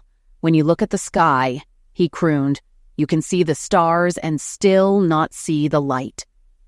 Mark, are you eating? I exclaimed in disbelief. I called the idiot to inform him we were finished and he was singing. He feigned delight at my departure to rattle me. Mark, if you don't make changes, we're headed for divorce, I warned. It's too late. For that, honey, oh, how painful it is, he replied. And in the background, I heard a woman's voice murmuring something about being the only woman he better call Sweet Mark. It's never too late, I countered. Why is it too late, Mark? And who is that woman next to you? Because I've already left, he warbled. And I feel stronger, and I sing this victory song. Ooh, oh my God, ooh, ooh. What the hell do you mean you already left? I yelled into the phone. Suddenly, the dread I had been feeling all morning intensified. It was akin to how Wile E. Coyote feels just before the boulder he dropped on the Roadrunner starts looming over his own head. I strained to hear Mark's response, but all I heard was beeping. I flung the phone onto the bed beside me just as CJ burst into the room. The fear etched on his face was palpable. You need to get dressed and go downstairs, he instructed. I hastily threw on a robe and cinched it tightly. In the living room stood a formidable black woman holding a tablet, looking as though she owned the place. Who the hell are you? I demanded. Get out of my house. She regarded me with a measured gaze, then turned her back. I'm feeling generous, she declared. I understand your situation may evoke anger and resentment, but I won't tolerate rudeness or any delays. I need to vacate this house by day's end, and I aim to do so charitably. You have a few minutes to gather your personal belongings. I'm not budging, I retorted. This house belongs to me and my husband. It's nearly paid off. CJ called the police. Yes, he did, she confirmed. CJ called the police. Who? I repeated. Don't be vexed, he said. I'm just curious if this is the man you cheated on Mark with. It's audacious to have him here in Mark's house. Darn it, I forgot Mark sold the house. Before I could process his words, my mind went into overdrive. A rather cheerful woman pushed through the moving crew. Is he? She inquired. She sauntered around CJ and then flashed a smile at me. They said you were naive, but I had to see for myself. What on earth are you talking about? I demanded. Half the women in town are wondering why you swapped your husband for a guy with less manhood in his pants and no income. She grinned. There might be some truth to the idea that silicone in your chest rots your brain. Follow my train of thought, Tina, the police chief interjected. He approached CJ slowly and quizzed. Hey, buddy, do you know what a woman says to a guy with a really big male organ? No, I don't, CJ replied, looking bewildered. How would you? The chief retorted, and he and the plump woman erupted into laughter. Can we proceed? The black woman asked, wiping tears of mirth. Sure, the chief consented. Anne, pack your things and leave. Mark sold the house. But he can't, protested. This is my home. I chose it, even though he paid for it. Anne, the chief intervened, he purchased it with his own funds. His name is the sole one on the deed. He can do as he pleases. Nonsense. A woman always gets the house in a divorce, I shouted. Not always, the chief countered. Moreover, you two aren't divorcing. Indeed, that's correct, I acknowledged. I intend to file tomorrow. You should have done it last week, as that's when he sold the house, the chief remarked, chuckling. Is this legal? I inquired. No, the chief replied. It's a bit sneaky, much like sleeping with some pervert while your husband is toiling away at work to buy you all those luxuries. But it's entirely lawful. Darn, I muttered. CJ, contact my lawyer. I need to reach out to the bank and our investment firm, I instructed. Do it outside, the black woman directed, waving her hand as her team began removing furniture from the house. Where are they taking my furniture? I demanded. Your husband donated the furniture to a local charity auction house, she explained. You can always repurchase it. I handpicked every piece of this furniture, arranged it, and paid for it. Maybe you should have chipped in, Tina chuckled. Oh, I forgot. Does hair bleach mess with your brain? I brushed off her remark and dialed the bank. Carly, it's Anne Clayton. Yes, Mark's wife. "Carly, my lawyer will contact you soon to freeze our accounts, so I need to withdraw the money beforehand," I explained to Carly's overly cheery voice on the line. "Carly, first things first," I continued. "Let's handle this. I'll need enough funds to maintain the house and cover expenses for a while. Also, during the freeze, will only the current account funds be locked, or can Mark reroute his direct deposit?" "Just the current account funds," she clarified. "But I believe he switched his direct deposit last week when he left his job." "What did he do?" I gasped. "Oh, crap, Carly, I want to empty all our accounts and transfer them to a new one, all right?" "Are you certain about withdrawing everything?" she inquired. "Damn right," I affirmed. "Mark will land another job quicker than Tina can devour a bucket of chicken wings. But this money is all I have until the divorce is finalized. I'll need to issue you a check for that amount. Then you'll need to deposit it into your new account," she explained. "Fine," I snapped. "Just get it done." "Consider it done," she replied. "Once you arrive, I'll hand you a check for $3.11 and you can proceed." "What in the world are you talking about, Carly?" I erupted. "There's nearly $500,000 in that account." "There was," she began. "I know exactly how much was there," I seethed. "That's precisely what happened last week." "Chief, this has to be against the law," I protested. "It's not illegal," he clarified, "but it's pretty rotten." "Yeah," he added. "The bank enforces a minimum balance policy. If your balance drops below $50, you'll incur a $10 fee. You don't have enough remaining to cover even the fee." CJ handed me the phone and I began conversing with my attorney, my words interspersed with sobs. I recounted how Mark sold the house, drained our bank accounts, and liquidated all our investments. Logging into our investment account, I discovered Mark had cashed out everything, leaving just one share in the cheese company. "That's pretty clever," remarked my lawyer. "He got ahead of you. It's all perfectly legal. Until the divorce is initiated, he can do whatever he wants with his assets. So he took everything. He's likely going to cash out and stash it in offshore accounts beyond our reach. He's aiming to boost his wealth to the point where you won't get a dime in the divorce." "And quitting his job? Genius move. When he arrives in court broke and unemployed, you two can just part ways with no financial obligations. I doubt he'll even show up," I remarked. "I think he skipped town. He left me before I could leave him. I have no clue where he went." "Hey," my lawyer inquired, "how do you plan to serve him with divorce papers if you don't know his whereabouts?" "Can I divorce him without all this hassle?" I questioned. "What about abandonment? It takes 3 years in this state. Do you have enough funds to last that long?" he queried. "Remember I just mentioned he drained all our damn money?"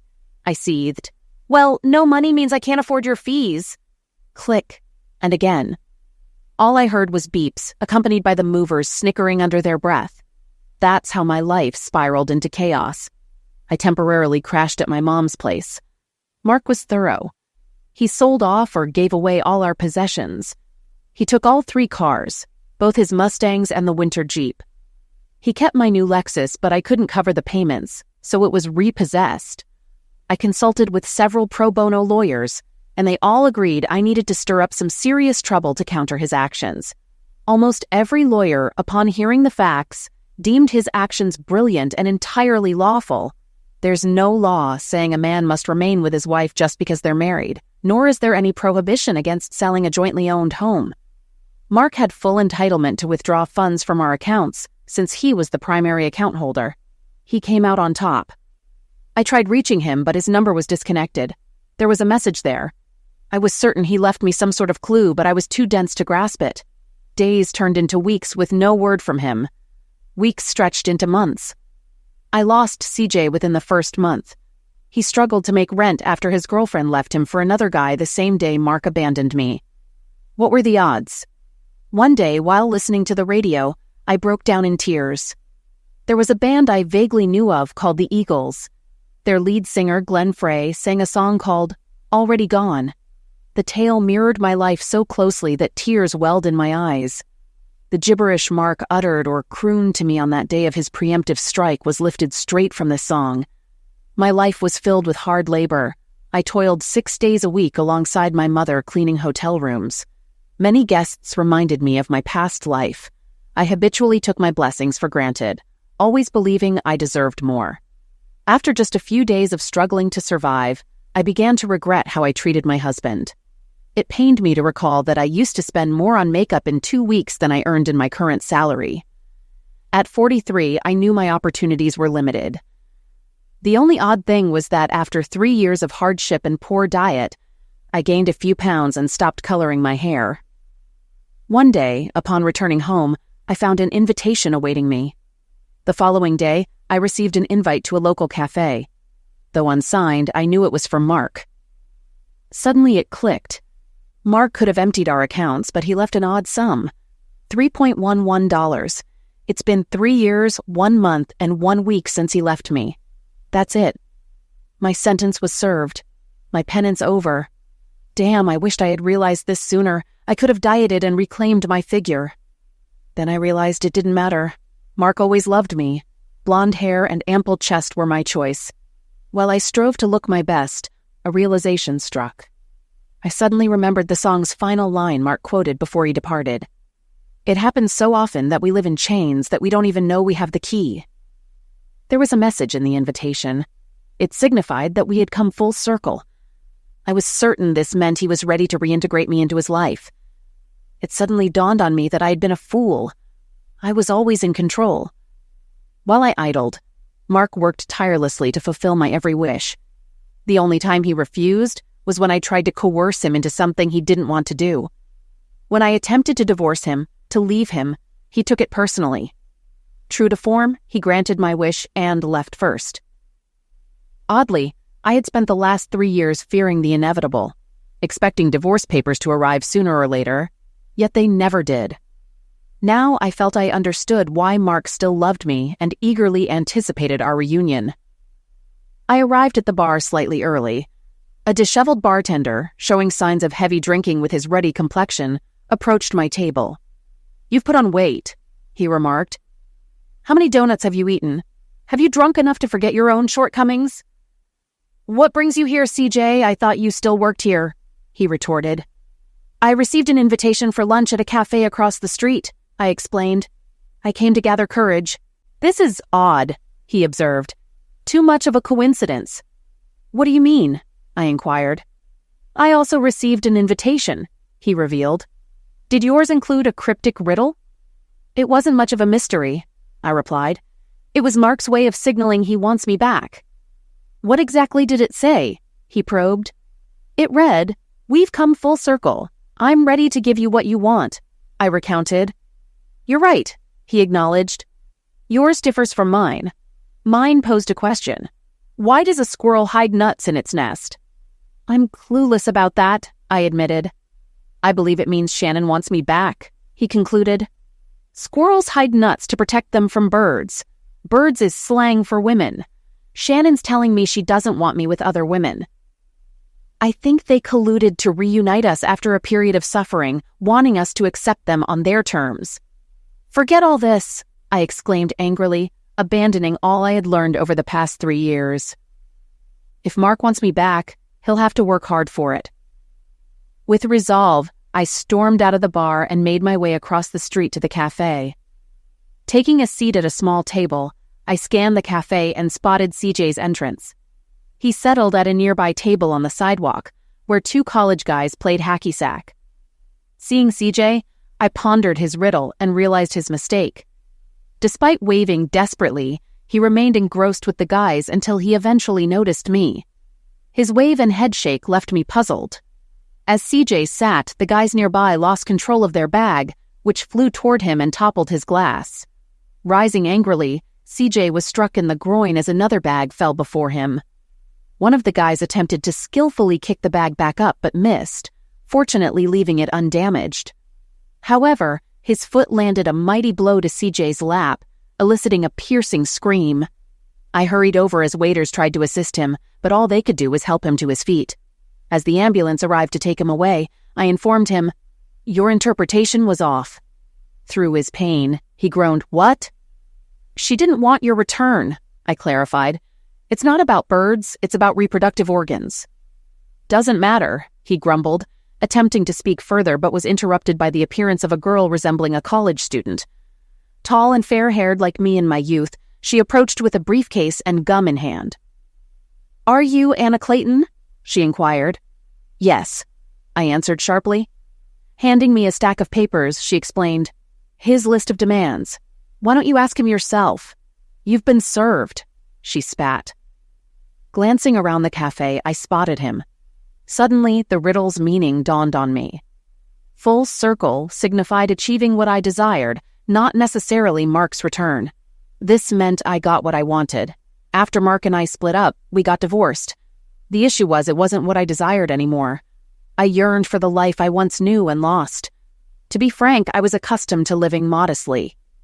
Most importantly, I longed to reconnect with Mark himself. Then I spotted him.